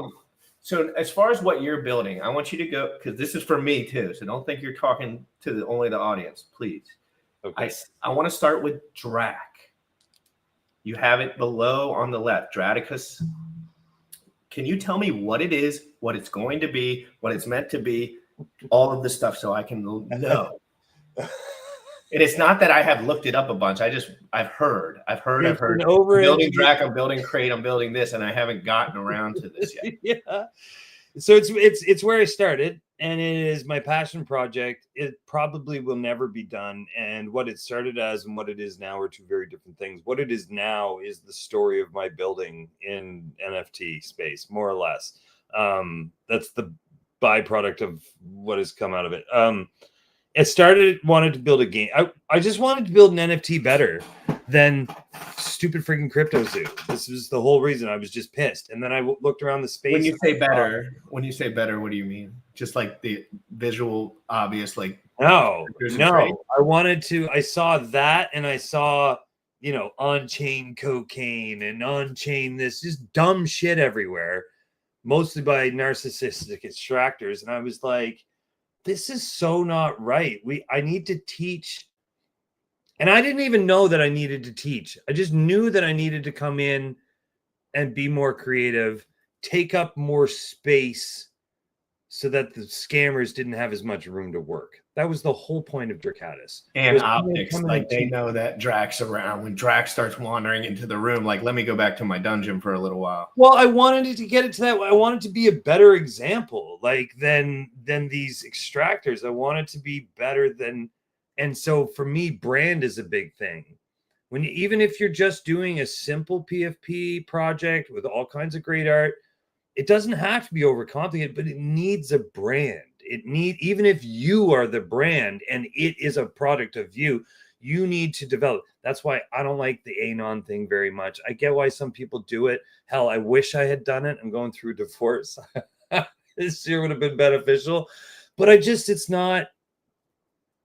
Anyway, I got into the space so that I could take up more room as a builder and as a creative person, that I could show my friends better options for sustainable growth in this space and better projects. So Drac came from some creative work, and then it evolved, and then I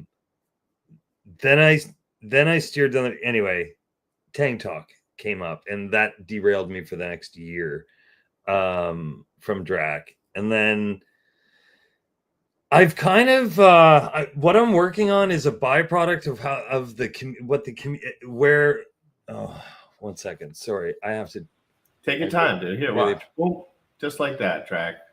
That's what being a streamer is all about. No worries about Drac. Hey, I always need a minute anyway. Hey, thanks, Rogue History. Great interview. I'm going to be doing these all the time as I learn this. So just understand, guys. Drac's on the phone really quick. Look, I'm going to pop over to my Twitter real quick on screen. And if you guys want to follow along with me, whoops, hold on. Let me zoom this in a little bit. First of all, we'll go through everyone that you need to follow. This is my page. I basically have been posting mainly Chia stuff, mainly RH hate, and then obviously all of the tech and the good stuff and the workout stuff. I love posting people in the community that are doing dope stuff like this. Absolutely shred. That shit always gets me going. When I find out people shred anything that I didn't know they shredded, that's super shredded for me.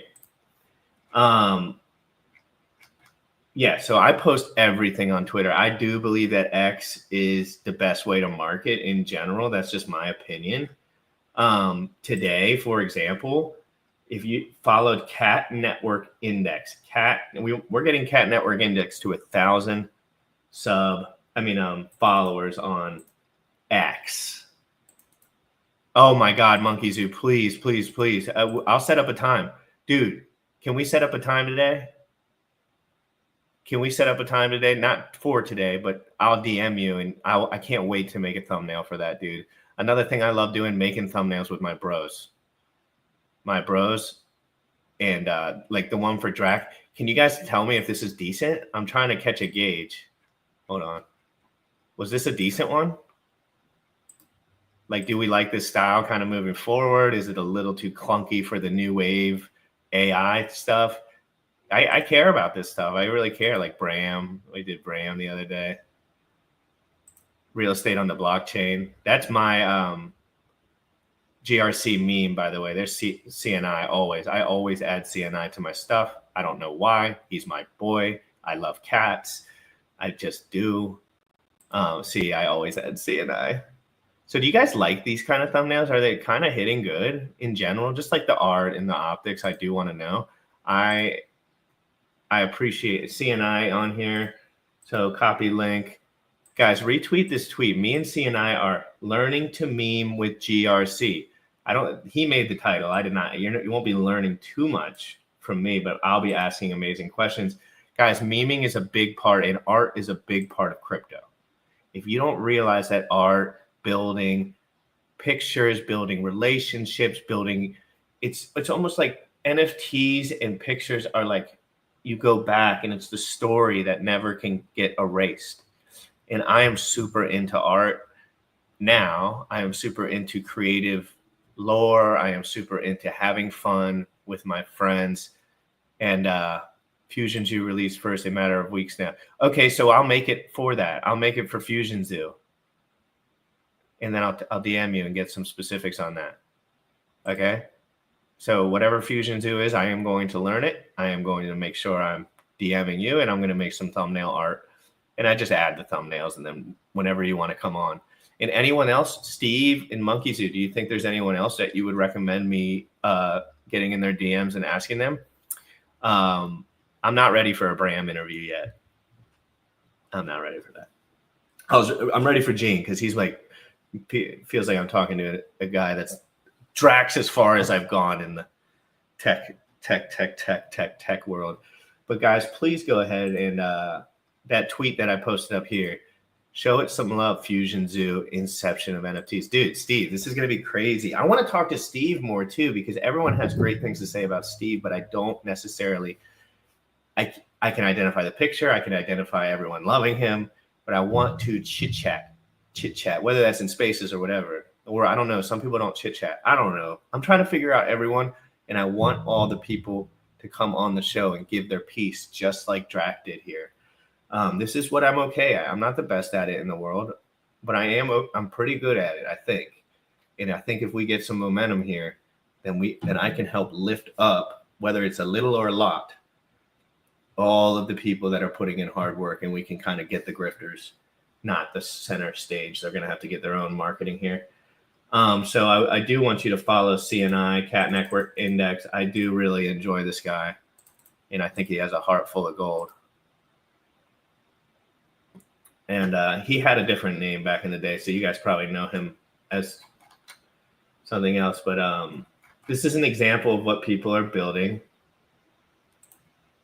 Like, this is he loves Cat Network Index. Everyone knows CNI but it's the post-dollar meme coin of the Chiaverse. No suits, just cats, claws, and open markets. And every morning, me and this dude just go back and forth and back and forth. This is what I do every single day with him. I go like this. I go like this. I go dancing cat. And then I find the one that I like the best. This one's always a fan favorite. And then that's how you participate. That's all it takes. Ooh, ooh, ooh, ooh. And that's always a fun part of my morning. But yeah, learn to meme with GRC. I would appreciate some retweets on this, because I think it's an important topic. And I would like you guys to come up and speak that know how to do art online, because truthfully, I do not. All right. And then real quick, we'll go over to Drac. So let's see how many followers he has at the moment. All right, this is 3,500 by the end of the day, and there's zero you can do about it, anybody. So I'm gonna for everyone, Anon and everyone that kind of just listens on the side, go ahead, grab your favorite alt account and follow this guy.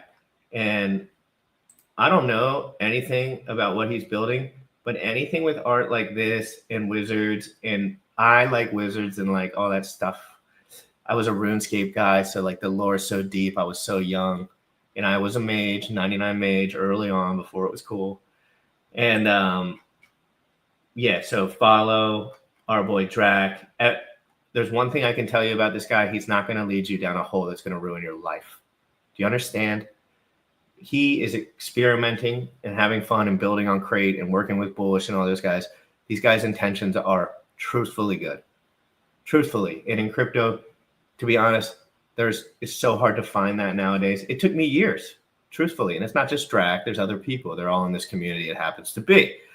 All right. So, and then so follow Drac. And then if you don't know, if you're kind of new to the scene, I always suggest giving Gene Hoffman a follow. Obviously, I have an interview. It's pinned to the top of my YouTube. It is not a super tech interview, but he gets down that wave. So just understand, guys, these are the people you should be following. Join our Twitter spaces. DM me if you want to be in any of my groups, and I'll help you get in there. I have a Telegram and a Twitter. We will be doing a crypto fitness challenge for GRC holders. And that is something I've done before. I gave away $15,000 for my last crypto fitness challenge. And the guy who won lost over 150 pounds. So he went from an obese dude that could not leave his bedroom to now he is spending time with his family and traveling around the country. And it's not because of the money, it's because of the weight. He lost the weight. He was drinking alcohol every single day. And then we got him in the group, and this was a long time ago, and you can ask Bullish. Boom. What up, Drac? What's up, man? Sorry about that phone call there. I had to grab that right quick. No, I got time to do all my little stuff. Yeah, that's great. So I was talking about Drac when that came in. I'm not sure where you guys went. Yeah. You're talking about Drac. So Drac is just meant to be a game. It was just meant to be fun, creative NFT, put some lore to it. It's really about shandification. I don't know. Do you want me to put it on my screen and show, or? Hey, if you can do that, if you know how to use this interface, please, God. So you go. I don't know if share screen. You can do it because I'm the host, but if you click plus square and then share screen, perfect. I'm sharing. Do you see? Yeah, but it's just our face. I'll move it here. 1 second. There we go. So, Drac, real quick, I'm going to cruise through this, but this is kind of a constant state of development, like a lot of stuff that I'm working on. I kind of open air dev. I just work along through the days, every day, showing up every day, building, making progress, not really hung up on whether I have bugs or whether things work or don't work. Everybody just kind of sees me always out here building. Drac is the culmination of like a lot of the different tech that I'm working on, or the driver behind why I've gone down certain roads. So I didn't want to I come from security, surveillance, and reconnaissance was the last thing that I was really heavily in. And that was when I worked in aerospace for a global ISR company. And so I did a lot of map work. So I like maps. And I got really bored of just like thumbnails. And I was like, well, can I have my NFTs in a cooler way? So I thought about doing it on a map. And then there was the Isle of Seven Cities was part of the lore and the story of Drac. So, we built that into the world, and we used the mapping system and geospatial stuff to really give elements and items and NFTs some meaning and value, and then we can game it. So, Drac is, let me see, do I have all my other, anyway, normally you would see like thousands of Dracs around. Right now, I'm just showing the ones that I own. That's what's on the map. Based on their here's a whole bunch. Yeah. So we find a bunch of Dracs elsewhere in the world based on the ones you own, what you're near, different events, geospatial value. You'll earn coins, you'll earn tokens, you earn resources. You can show their cards. You can do all kinds of different things. You can even, let me see, is this a spawn? I can find a spawn, primal. Do I have any spawns? So the idea is that you can breed and battle lots of Dracatus. This is always demo day. I probably shouldn't have done this, but spawn. Anyway, you can breed, battle your Dracs. You can pull up family tree history. This is what I was wanting to show you. I was trying to find one that I bred, but the whole idea with Drac and the NFT is not just a regular NFT. It's got all kinds of provenance, all kinds of utility, and you want to be able to like research and really get into the history of your Drac. Every Drac's breeding history is tracked. You can go and research family trees before you trade and breed and battle. There is a ton of features secondary to just what I'm building, like things like offer galleries. I'm working on a counter offer system so that it makes trading easier when you go in a peer-to-peer world. Well, I own this and somebody owns that and I don't know who, but I want to trade for it. How do I even get a hold of them? Drac's got stuff going in for that. It's got so many layers. Shandification is really what it's all about. It's got a story behind every last thing that you look at. There's the ignore mirror. When you bring this up, you'll be able to introduce yourself as a character, take a picture, submit it. AI puts you in the game as a character. You jump to Drac's house, you go into, you select it, you'll end up in Spatial IO virtual reality world where now you're walking around the literal Isle of Seven Cities and you're climbing this friggin' mountain to go look around. That exists now. I have to release this all to everybody. There's an immense amount of features in Drac. It is my baby. It encompasses everything from, you know, complex utility to artistic creations to just little hidden gems of utilities and features and functions all over the place. You can view the Dracs that are, you know, in your wallet. You can go into eventually there's going to be a full interactive field guide. You can go mint your Drac and you can name it and you can upgrade it and you can set. So there's just an immense amount of tooling. This really, Jim Rat, is I don't want to move mine. This is the brainchild of all the different tech. So this is what spawned Tang Talk. This is what spawned Rocket Layer.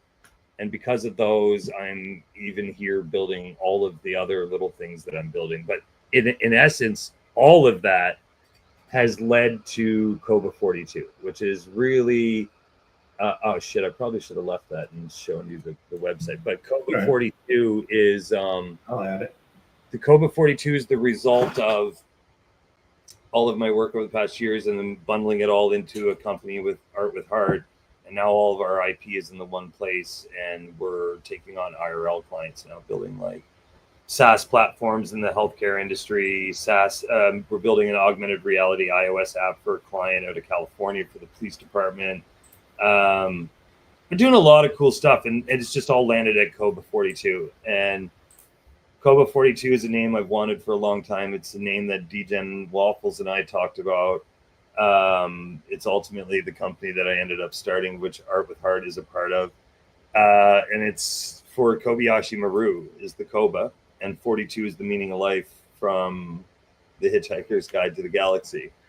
And Kobayashi Maru, if you're a Star Trek fan, just means, you know, a no-win scenario, which I don't believe in. And so I named my company Kobayashi Maru 42, because the meaning of life is to believe and to move forward as if that there is never a no-win situation, that you can always work your way out of something. So, and when your back's against the wall, your human spirit will show up. So for everybody who is in, I've done this many times in my life, and Drac has too. I've talked to him about it.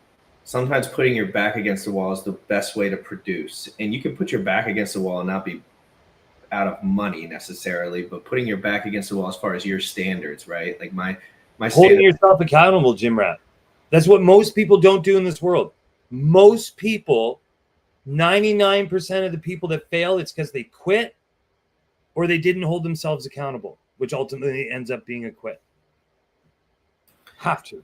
100%, man, 100%. And it's something that I've learned, that the human spirit and the human mind is the best calculator in the world if you use it the way it was intended to be used in order to live and flourish and grow, you know. And we have so much tooling now, and there's no excuse. There was no excuse many years ago.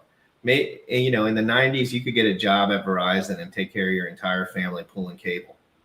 And I'm telling you right now, I don't think that's as possible as it used to be. So you do have to use, we're going into the next stage, you know, VHS. We had all of these things back in the day that we thought were next level, and look where we're at now. look where we're at. Look where we're at. I was on AIM begging my dad to use the computer. Dad, please let me chat with my girlfriend on AIM. Please, please, please. And he would be like, yeah, okay. And then I'd play Doom. Then I would also play Doom and stuff. But anyway, the point is that we have all the tools. Now I want to transition into Crate as well. Oh, wait. I wanted to ask a question. We have questions. So what are you using? This is from Leo Mokok. Okay. I hope that's not some sort of tongue in cheek. But he said, what are you using to navigate the 3D world and render stuff? And then he added, what libraries, I mean. Yeah. So I'm just using some classic web tools. I didn't go, I tried to do some building in Unity. That's how I ended up making the 3D world for Spatial IO. I used Unity, but Lee, I just leaned on my tools from working in the ISR industry. So it doesn't matter whatever map library you want to use, but Mapbox or whatever version you want to use. I'm using a mapping library, and then I'm using the back-end infrastructure that I've used for a number of years to run the whole system. So it's a MongoDB based. It's a MongoDB with spatial geospatial features built in. If you really want to go look it up, look up Parse Platform. Look up the Ionic platform for the front end. So those are two platforms, one for the front and the back, but you're essentially going to end up with a mean stack. So you're going to be using Mongo, Express, Angular, and Node for the front and back end. And that'll put you in a fully JavaScript centric workflow. And you should be able to mirror your code front and back pretty easy. The nice thing about the Parse platform is that it comes with geospatial features built in. And it's just a simple key value pair, non-relational database, and it kind of just gives you hyper extensibility to do whatever you want creatively. And, you know, yeah, that's kind of mostly what I'm using for Drac. I mean, there's a whole bunch of libraries in there. There's all the crypto libraries. There's all the TensorFlow that I have in there for the Ignore Mirror, which uses machine learning and computer vision to do some things. And there's a bazillion libraries, but that's the core of it. If you really wanted to kind of look at the fundamentals. With the Drac game, have you considered in-game bonuses to either drive lineage? Yeah, I've considered everything. So this is kind of in line with Crate, Jim Rat, and I'll segue over for you. Drac is going to forever, most of my work is forever evolving. I have serious work I do with clients that have deadlines, milestones, and so on. But my time in crypto, I play, I experiment, I push, I help, I share. I'm here online all the time. It's really hard to, focus on some things sometimes and drive them over the finish line is my point. So I've this is where I was saying earlier with Drac is this ever evolving kind of story of my time here. So I built a lot of tech off it and for it. Move that over into Crate. Crate is I'm dealing with a bug. I'm dealing with a duplication bug, and it's a race condition of some sort I can't get. But otherwise, Crate has been amazing. The concepts, the platform, it's working really well. Jim Rat, we've done a whole bunch of mints on it, but I've got a duplication issue that I'm trying to get sorted out. So that's where Crate is, and Crate really, once I get it, you know, it's been vibe coded and like it was all of like a 3-week turnaround. Bullish had an idea, needed a certain feature. I wanted to build it. Then we got talking about a platform for everybody, and it just kind of evolved. So Crate is 100% live on the fly. We've developed it with the community out in the open the whole way as we go, as I push code, as features come out. So it comes with its own things, but it's going to essentially, we're targeting it to be a minting experience similar to Third Web allows you on EVM to spin things up and mint things and kind of create your contracts and stuff. We're going to try to create a similar experience for the Chia ecosystem so that new people coming in that I want to make an NFT, but I don't want to have to pay all the upfront costs to do all this kind of things. How can we make it simple? It's literally me just trying to build tools to make things simple and creative for my friends as well. You know, we did 2 launches of 2 things, which haven't been perfectly smooth, but we're doing it while we're building the platform. There's a lot of moving parts. So I'm having fun with my friends building Crate, making minting experiences and tools that they're asking me for. So that's Crate. But eventually I've got to get back to Tank Talk, which I have then there's Chugol. Can you talk about Tank Talk for a minute? Tank Talk's cool, man. Tank Talk has so much potential. I'm foaming to get back to it. Tank Talk came because I needed a better way for data in Drac. I needed a better way to move data fast and give that instant response so that you didn't get bored with your crypto game waiting for the blockchain to settle. So I used some open source tools and plugged them in, and then was like, oh shit, I can take this further. So we've gone and done just that, and it's called Rocket Layer. And so now we have this kind of L2 that really powered Tank Talk in its early days. It's going to drive it further now with AI, and as my development understanding of the systems in the space grows, Tank Talk in my imagination has just grown exponentially. So what I do see for Tank Talk, like right now, it's a multi-chain interoperable communication platform gated with NFTs from whatever chain, and allows communities to connect regardless of what blockchain they're on, just through NFTs. But what Rocket Layer is capable of, Jim Rat, as far as AI, decentralizing AI goes, I don't think many people understand, probably because Brad and I haven't talked about it a whole lot. But what you're saying is that's the alpha. That's the alpha. Yeah. Tank Talk will go places that I don't think people yet understand, because I don't think people even really understand what is happening with Tank Talk underneath yet. And there's some core tech, which, you know, I'm proud to say that the open source stuff that we use to get us off the ground, I was able to share that knowledge with Michael Taylor over at DigNode. And they're using the same starting point that we use to get Tank Talk going. They're using as part of their NAT traversal to solve the issues in the DigNode network. So little snippet, but that one thing that started with a conversation with me and Hashlips moved into Tank Talk has now made its way into DigNode, and it's really great to see that those little tidbits making their way through, because that's how we all kind of advance things along. So I'm really proud of Tank Talk. There's a lot of really cool stuff. I think I've got some work to do on it.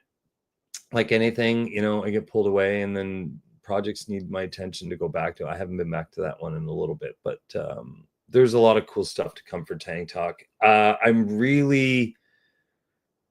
Tank Talk really needs the right investor to see and understand what I'm going to build with it on the decentralized AI side. And when the right person does, Tank Talk will have a foothold in all crypto, as like within all ecosystems of communities of crypto will want a Tank Talk.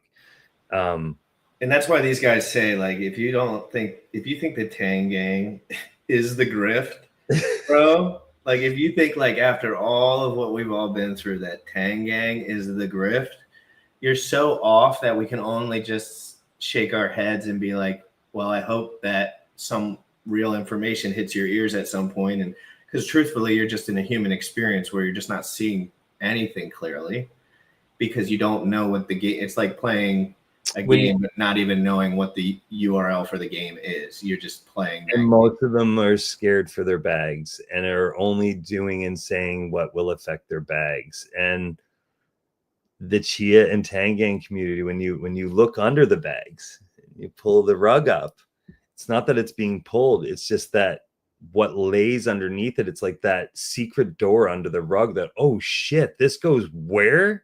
And then you go to, and it just travels so deep.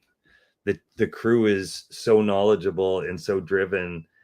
And when you start talking to the Chads that are building quietly, the Michael Taylors, the Josh Endertowns, the Ace Fails, the Yakihitos, the Rigidities, the Lucky Eight and Monkey Zoo and Clyde and Greg, like these guys that are here for the right reasons, then you start to realize the tech. And then when you realize all these guys are friendly with Tangang, all these guys have a mad respect for Tangang, whether they're in it or play the casino or not. You ask all the Chads in Chia, and they're all going to support Tangang for the most part. I mean, I'm sure there's some that don't. But there's a reason, like there's value in that. You should be listening. There's the real devs and the real geniuses in the Tangang, whether people want to believe it or not. I can tell you this from 25 plus years working in the industry with every dev under the sun, every personality type, done it, been there. Never, Jim Rat, never in 25 years of working with people have I found a community like this. This is why I say every morning I wake up, the first thing I do is write good morning. Very first thing, I'm not even out of bed yet, and I'm saying good morning to my family every morning, because you want to push innovation. If you want to really truly be a part of pushing innovation while rah my bags, you need to be over here, because otherwise it's just rah my bags. They're not pushing innovation over there. They're pushing extraction. My friends are real builders, and it's taken me a lifetime to find them. And now that I'm here, I can tell you with the whole confidence that the Tangang is, they're batting 1,000, and you cannot believe it all you want, and you can call me full of shit, and I'll happily wish you the best. But it's going to be sad to see you not make it. That's just it. And for the lore and in the community, like I was streaming crypto for a long time and making crazy money in extraction stuff, basically. But Bullish found my stream / my content, and I was posting. I was locked in at the time, to be honest. So much respect for that guy. And he came into my stream for free and joined me every morning. He said, "Dude, you don't know what you're doing." And I said, "Sir, I do not know what I'm doing. That is very correct." And he helped me get to the point where, like, all this stuff in here was built by Bullish. Like, these are all super old, but like, for example,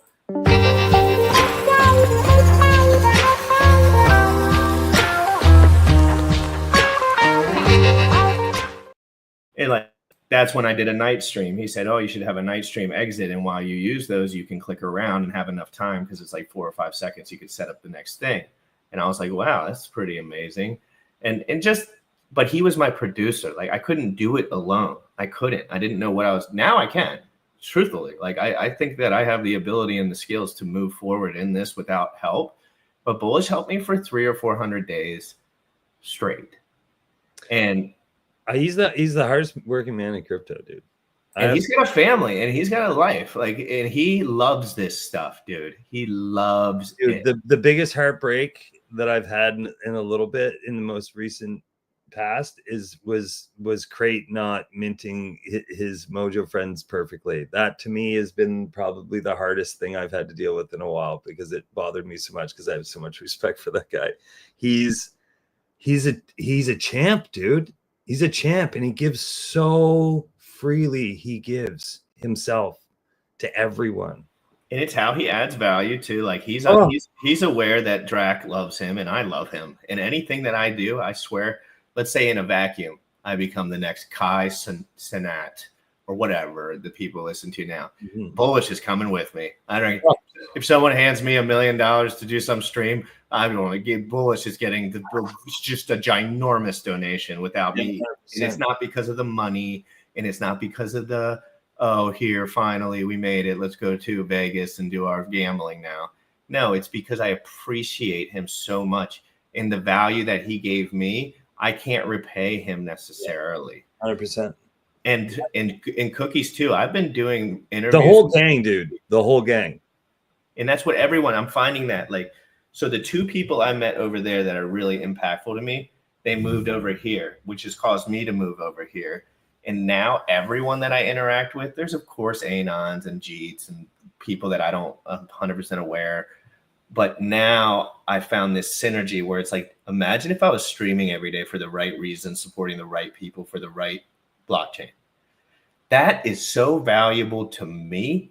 And it's not about the money or the views or the clicks, although we do have 655 in here, guys. Make sure you smash the like. There's smash the 655 people in here. well, the Twitter feed comes up as everyone that jumps into it and out of it. But yes, there's 650. Oh, wow. Mainly on X.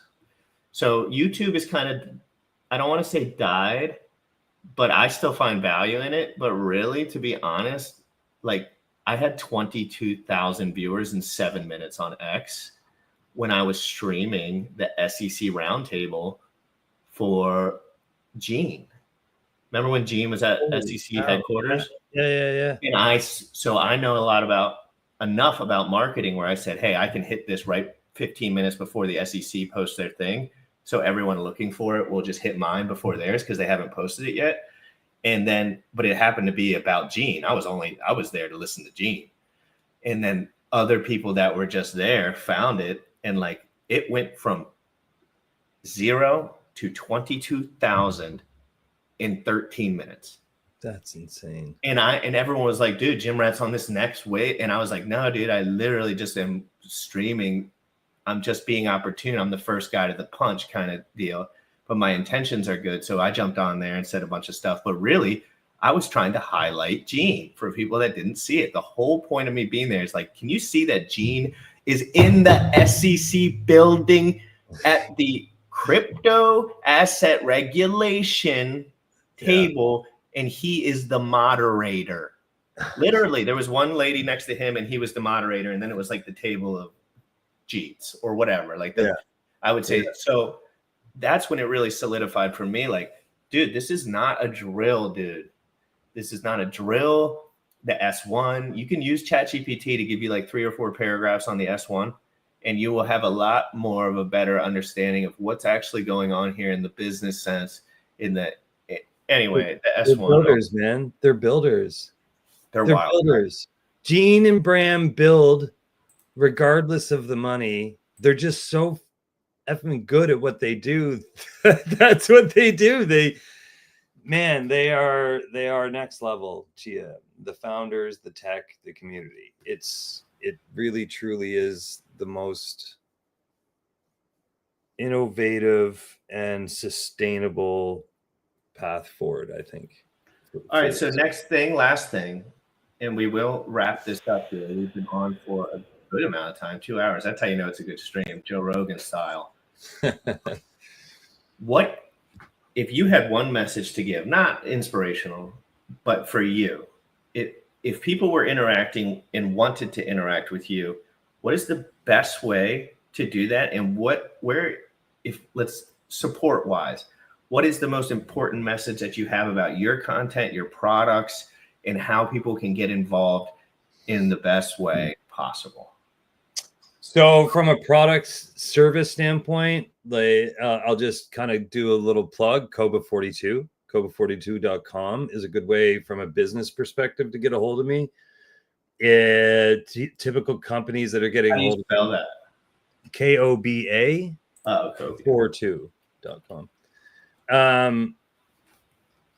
I get a lot of interest from businesses right now about like AI automation and solutions. What people should know is that I'm a solutions architect. I am a front end, back end, senior software engineer, and product team specialist. I've built teams, managed teams, build products, manage products, yada yada. So basically, if it's a SaaS product, if it's AI or crypto related, I either can or have the team to do it. Koba42 is our US corporation. So we're legit. We're on the books. We've invested a lot into the company. That's me, Brad, as business partners. And that's, the legit, you need some work done. That's where you get a hold of us. If you want to find me and have access to me, Twitter's where I hang out every day. Brad and I do a morning show every single morning where we talk about crypto, tech, AI, hang out with our friends, and, have general discourse around what's happening in the space. So that's every morning, 8:30 Eastern on Twitter. And then I've got some YouTube channels. Jim Rat, you're inspiring me a little more lately to get a little more on that. And yeah, buddy. And so maybe start watching my channels. I've posted things to it before. I'd like to start doing more. Jim Rat's got me going that way. Otherwise, I use Jitsi, Jim Rat, and I always offer this as a thing to people who have genuine questions. Don't stop and troll me, otherwise it's going to ruin it for everybody. But I leave a Jitsi open in my office when I'm here, and it's a Jitsi / Dracatus. That's it. And so if you know how to do Jitsi, you'll know what I'm talking about. If you don't, go use the internet and you'll figure it out. Jitsi, JITSI, and / Dracatus. And you can literally just drop in, and sometimes I'll be just sitting here in my office working quietly, and you'll get a one-on-one consultation. That's a decentralized, like WebRTC based video conferencing. Yeah.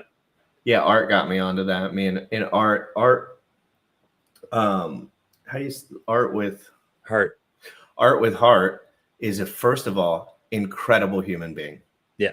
Incredible. Yeah. He dragged me into Jitsi to talk to me because he had some information about life, not even about crypto, about life that he thought would be really valuable to me. And guess what? I haven't stopped thinking ever since, which is an issue.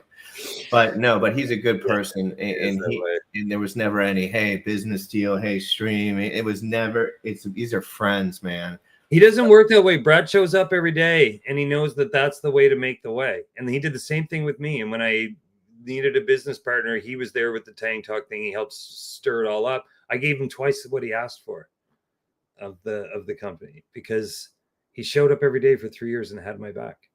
The guy doesn't know how to take advantage of somebody. He's about as genuine and as honest as they come.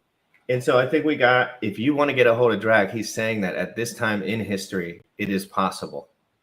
It is possible right now, but I hope someday I'm so damn busy that it is hard. I hope someday that I am speaking at an engagement and getting paid a grotesque amount of money and it's hard to get. I hope that I get to that point, but Tang Gang will always, no matter what, if you're in the gang, especially if you hold my stuff, then I make time for people who support me and support my friends, especially if you're out supporting my friends, then you're going to get all the support from me. But yeah, I'm pretty accessible, man, right now. I mean, I would like to be busier with more speaking engagements. I would like to be at more crypto events. I would like to be in the position of less fingers on the keys, writing the code, and more in the thought leader sort of space, because I do have a lot of ideas about teams and building products and innovation of tech and the ecosystem stuff. So I'd like to be doing that more. And that's, I think, will come with, putting more of a push on streaming, which is, again, just a learning process for me. So appreciate you for that, brother. And it's a learning process that I'm going to help you out with. And I'm not a genius. Obviously, it's not about that. It's about that I've done this for 800 and 900 days straight, right? I took a 2-year break, just like you took that one break to get your mind right. I took the same thing. When I came back, I felt like the Matrix dude, because I was like, I can see it all.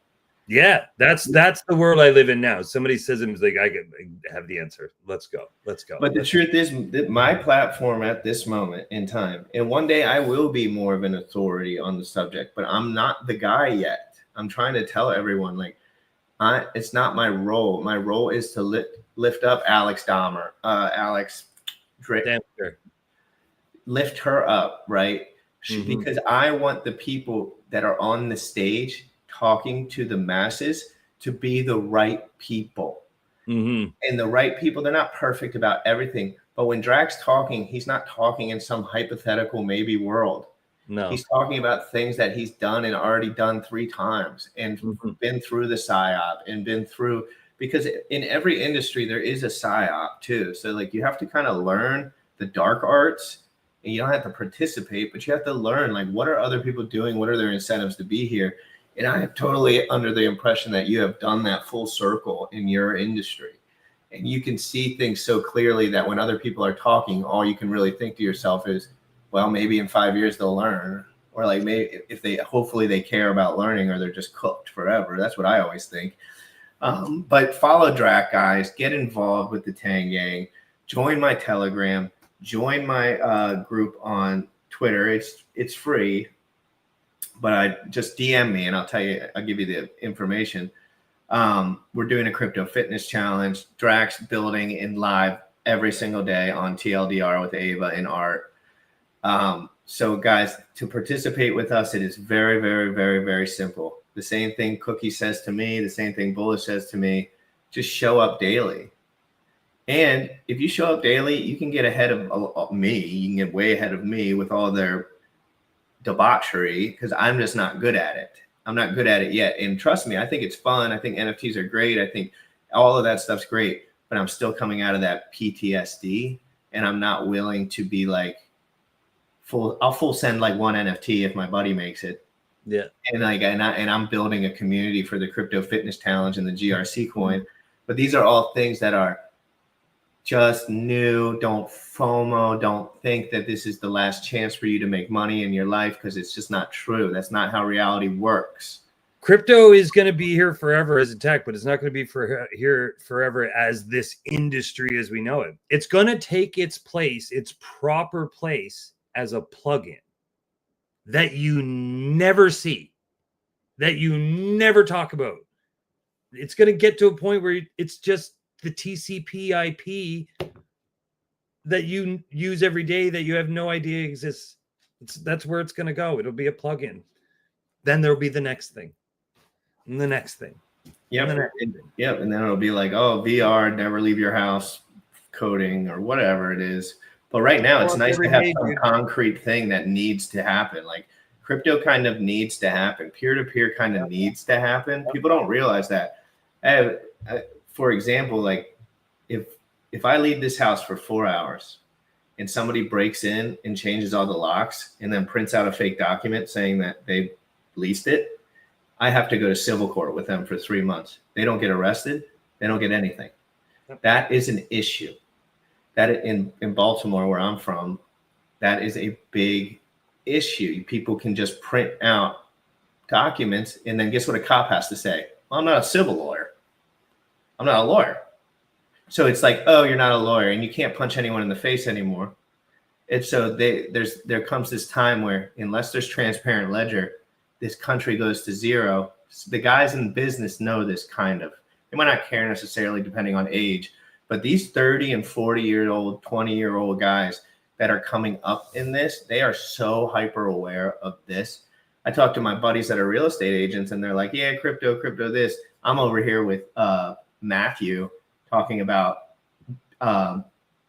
DAX and properties and on the blockchain, right? And this is what I've been waiting for. Like somebody, and dude, that dude's a freaking genius, man. I don't want to say he's a genius because I always overthink it, but we did a show with him on how to flip real estate on the blockchain, and he'll be coming on again. Drac, this was as good as I could have imagined it going. Earliest stream I've ever done. I'm so happy everyone participated. It was fun. Thank you so much for being on, dude. And I appreciate your time so much.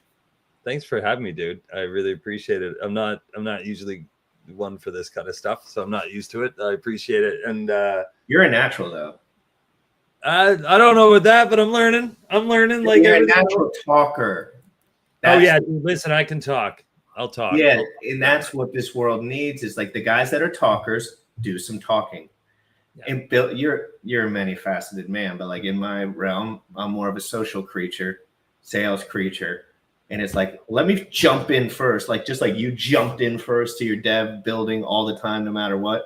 I've always jumped into, hey, let me join this party and see if we can get some hype, some vibes going. But XCH, in my opinion, is it's so hard for me to say this with my chest, but I know it to be true in my heart. I think XCH is the future. I don't think Bitcoin has well, I don't want to say this as a value thing either, because we're kind of not talking about value at the moment. We're talking about the future of technology. It's like, oh, I thought the VCR would be the final boss, right? I thought the toaster would be the final laser disc. Remember big ass laser disc? Yeah. Oh my God, dude. And I was doing the cell phone towers when they switched from copper coax to fiber optics. So I was like, I built. I didn't even know what I was building. I was jamming glass things into the cell phone towers and zip tying everything up.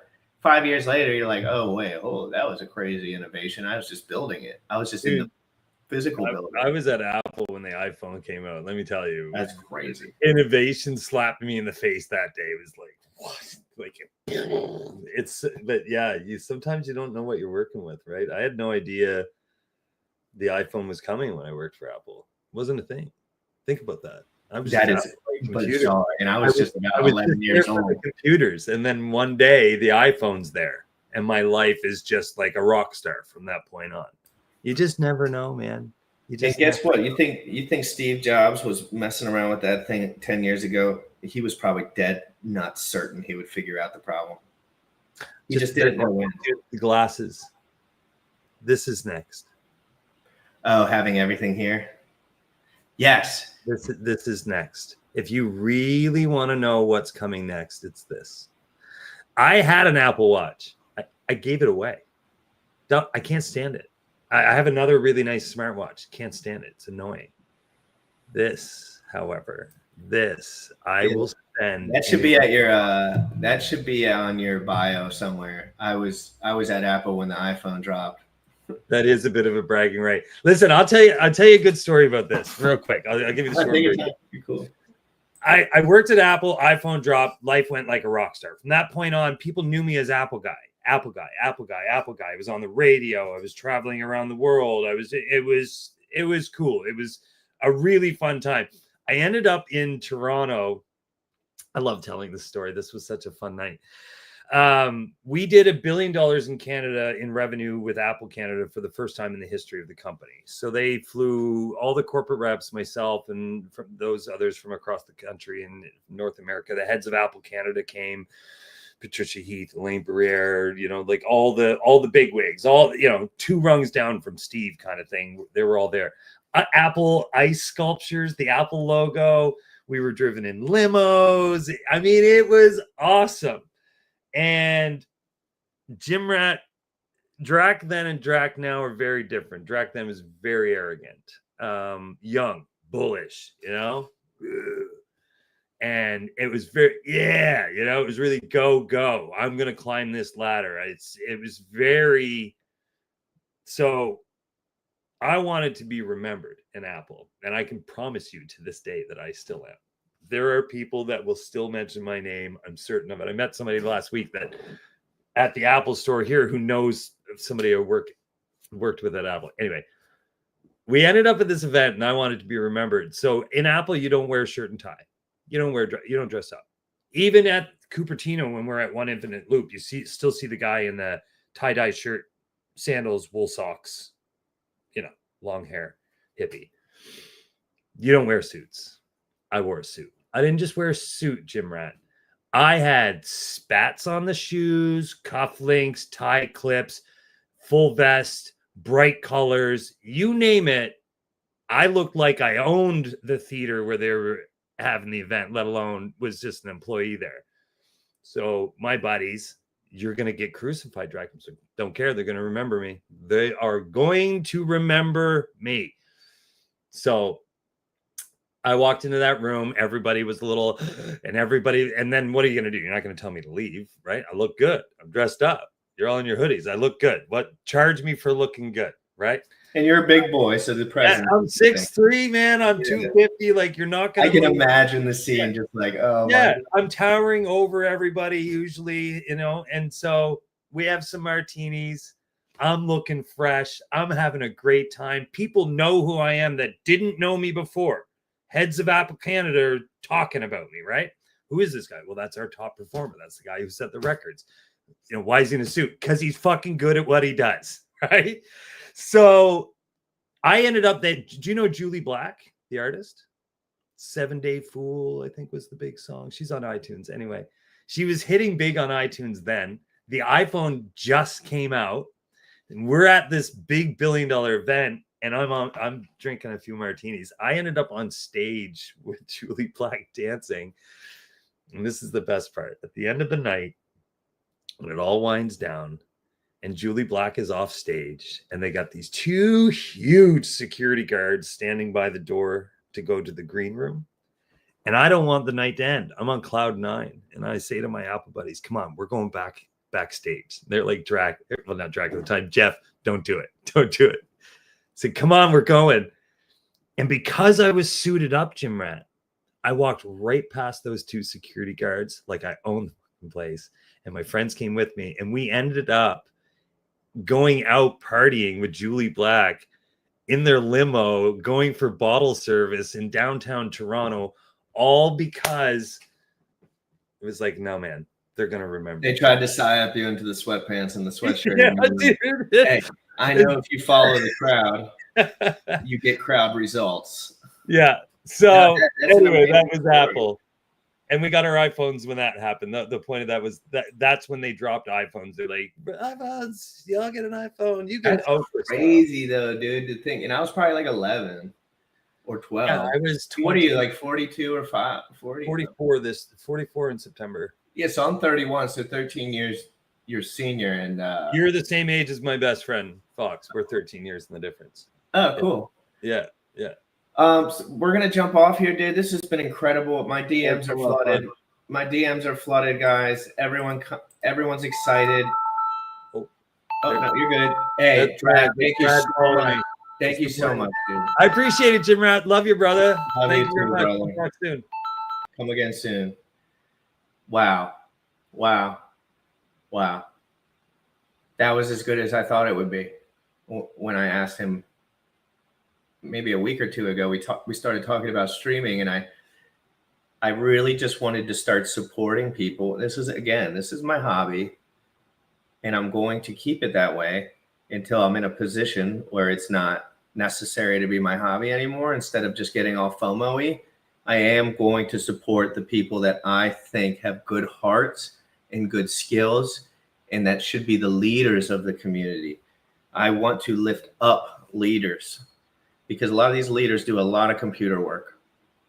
And I'm going to be, any suggestions would be amazing for guests. And if you could do one thing for me, just one, I only want one thing. I am trying to build the community, and I'm kind of a noob at building a community, but I have some things going. I have a Telegram. You have to own 10K GRC, which is literally like $5 or $6. But I got botted so hard when I did it, the free version, that I had to ask Bullish how to make it not botted so hard. But I put the instructions here. So if you join the Bicep Army, you'll be eligible for all giveaways and the Crypto Fitness Challenge and everything that I will be building over the next few years. As far as, there will be a stream group, there'll be a YouTube, there'll be everything that is community building. I am doing the full-on community building thing. I don't want you to spend all your money. I don't want you to do any of that. I don't want you to do, but if you do want to participate, I want you to be in the Twitter group, and I want you to be in the Telegram group. And I promise you, if you're a builder, and if you're anyone that wants to present anything and you're in that group, you're going to get first access to me. As far as, hey, we can pop up on a stream any moment, anytime, any of your NFTs, any of all your stuff. I will help you promote them, obviously, if I look into them and think everything's good. But there's a lot of noise in crypto, guys, and I cause noise as well. So I do want to isolate my group in the Tang Gang a little bit. I am in the Tang Gang, but I want to isolate my group so that the fitness, entrepreneurial, self-help dudes can have a place to go. That is what I'm into. I am into self-help. Well, Hornet, I'll help you. But I'm into self-help, and I'm into bettering my life, having a healthy life, healthy family. I think that we could do in the future a lot with the gym stuff. If you're someone who goes to the gym every day anyway, or a bunch of times a week, I think joining my group will be a really cool value add to your life, because as I get more involved in my fitness journey and moving forward, I am now building around it. So I've always been into fitness, but now I'm going to start building around it because I can see the future. And the future of streaming is insane. The future of streaming, that's why I'm here. I think the future of streaming is going to be one of the really only ways to get real content. There will be fake content as well. But with AI and pre-recorded videos, I think that's going to kind of kill pre-recorded videos. I think live is going to be the way, and people that actually know the information and actually have the connections will thrive in that. And because I don't script any of this stuff, none of it, zero. I don't write a prompt. I don't write anything. I don't need to because I've been doing it for so long. Anyway, to help me join the army, if you have wrap GRC on base, you don't need to join the Tang Gang in order to be in the Telegram. But if you only have GRC on Chia, then you have to join the Tang Gang, which I suggest, truthfully. The Tang Gang has a Discord with a hard catch-up. So you're going to have to come into my group and I will walk you through every single step of it. I have guys that help me walk other people through every step of it. Joining the Tang Gang. Yes, dude, that was a great chat, dude. That was a great chat. Britt, good to see you. Duke of Booze, dude, you don't know how much that meant to me. That you said this. Cheers, everyone. I love Duke of Booze. Steve, I need to talk to you. That's for sure. My online ghost, haven't seen you in here before. That's an awesome. Maybe we know each other on Twitter. Why do you kick me off X? I didn't kick you off of X. You mean the group? I didn't kick anyone out. Oh, unless you got to tell me what your name is on X as well. Anyway, guys, make sure you hit the like and subscribe below. Hit the notification bell. It's going to be a wild ride. Thank you, Britt. I really appreciate that. That means a lot to me. Passion is one of the things I definitely bring to the table. I'm not perfect, but I certainly have passion. Again, join the Telegram. We're almost at 300 holders on GRC. And just so people know, I don't shill my shit ever. And I don't really want to, but I do want, this is like a subgroup of people that kind of know what's going on. So it's, $11 Chia. But just so you know, and we do giveaways constant, and the distribution is fair, that's for sure.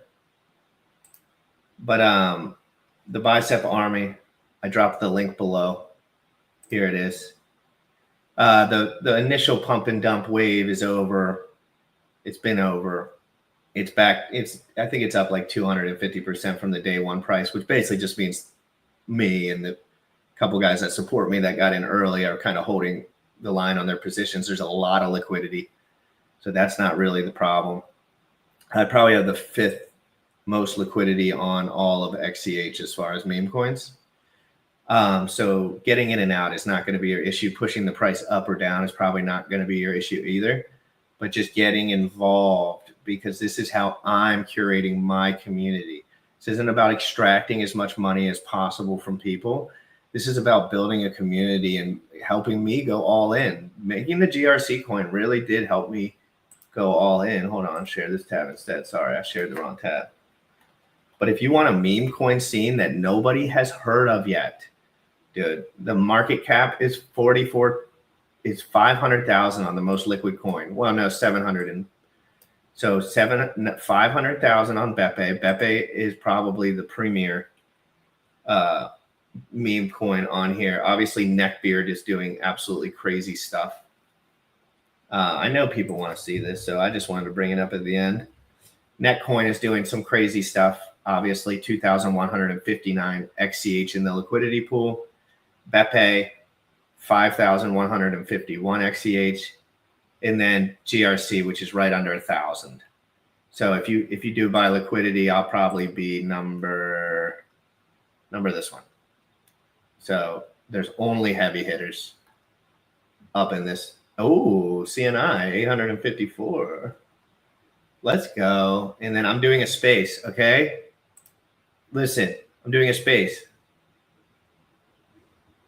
No, I didn't kick you. Just tell me what your name. Just DM me. If you guys have a question for me, DM me. I cannot decipher who is who on here because you have different names. I'll add you back in a heartbeat, unless you were saying something that was out of context or whatever. But oh, it was a space. Yeah. Well, sometimes the context is critical. I have to keep the stuff alive. What was I saying? Oh my God, this is the last thing. Last thing, and then I'm off. Last thing, then I'm off. Last thing, then I'm off. I'm going to the gym. I missed the gym. Well, I didn't miss it.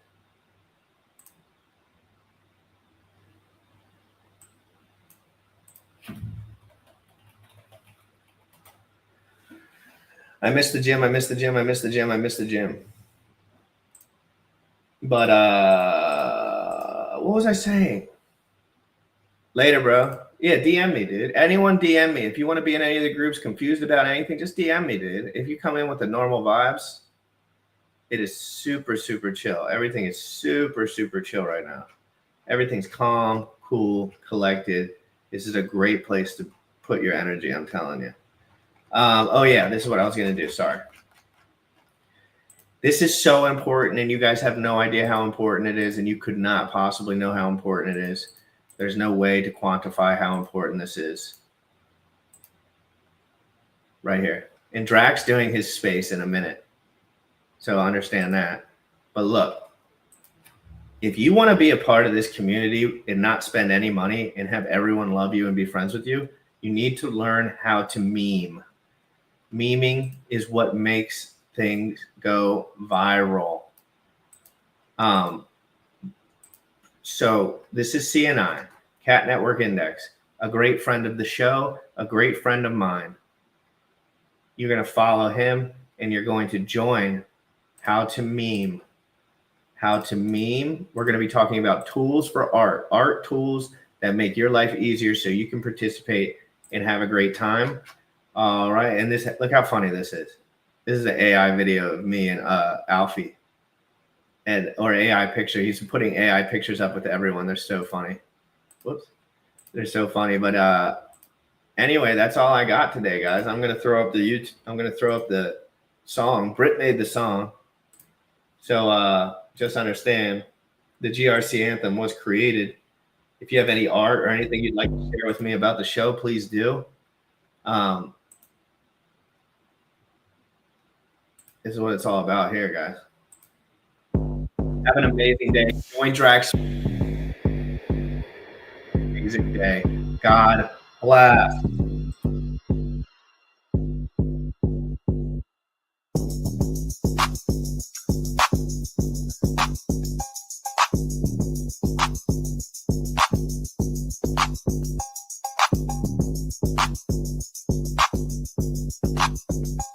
This ain't hype.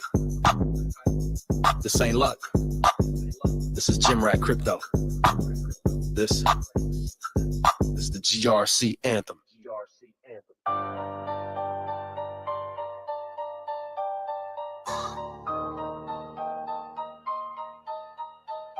I'm a gym rat, stacking gains and crypto. Lift heavy bars, flip heavy bags in crypto. No suits, no hype, just swinging PRs and P&L. From bench press to bull press, watch my portfolio swell. 6 a.m. rise in the zone with the squad. Metal plates clang while I battle the evil dogs. Pain is the profit, sweat is the proof. Logging the dexes, ticker GRC blowing the roof. No cap in the feed, no chill in the veins. Mirror the charts, I'm built from gains. GRC pressing heart like a preacher in flames. Pump posts like the block, bring waves to the chain. No spoon-fed picks, I bench my own fate. I don't wait on moonshots, I dictate.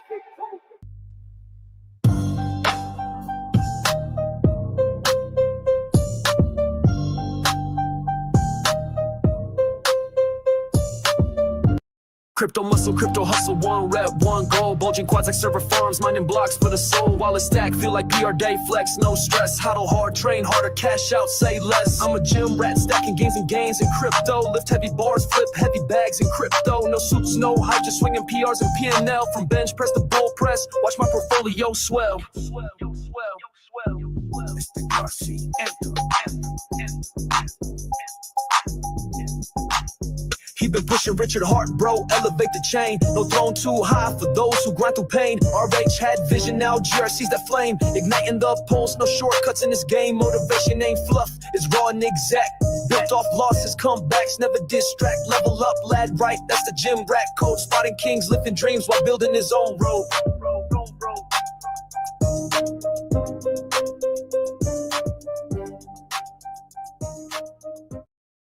Push the weight, push the chain, tokens jump, no shame in game. Pulse don't sleep, it's hard and hustle. We monitor truth through sweat and muscle. Bar for bar, coin for coin, gym rat leading, not just joining. This the anthem, GRC we coined it. I'm a gym rat, stacking gains in crypto. Lift heavy bars, flip heavy bags in crypto. No suits, no hype, just swinging PRs and P&L. From bench press to bull press, watch my portfolio swell.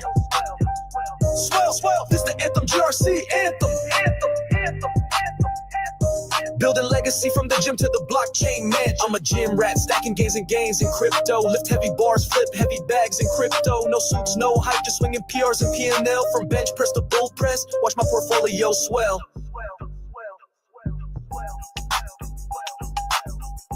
This the anthem, GRC anthem. Building legacy from the gym to the blockchain man. I'm a gym rat, stacking gains and gains in crypto. Lift heavy bars, flip heavy bags in crypto. No suits, no hype, just swinging PRs and P&L. From bench press to bull press, watch my portfolio swell. This the anthem, GRC anthem. Building legacy from the gym to the blockchain mansion. This ain't hype. This ain't luck. This is Gym Rat Crypto. This is the GRC anthem. Break limits, break chains, no cap, all motion. Gym bars and blockchains set the world in motion. Built for the rise, never timid, never quit. Weights in my hands, gains in my wallet. This is it. GRC.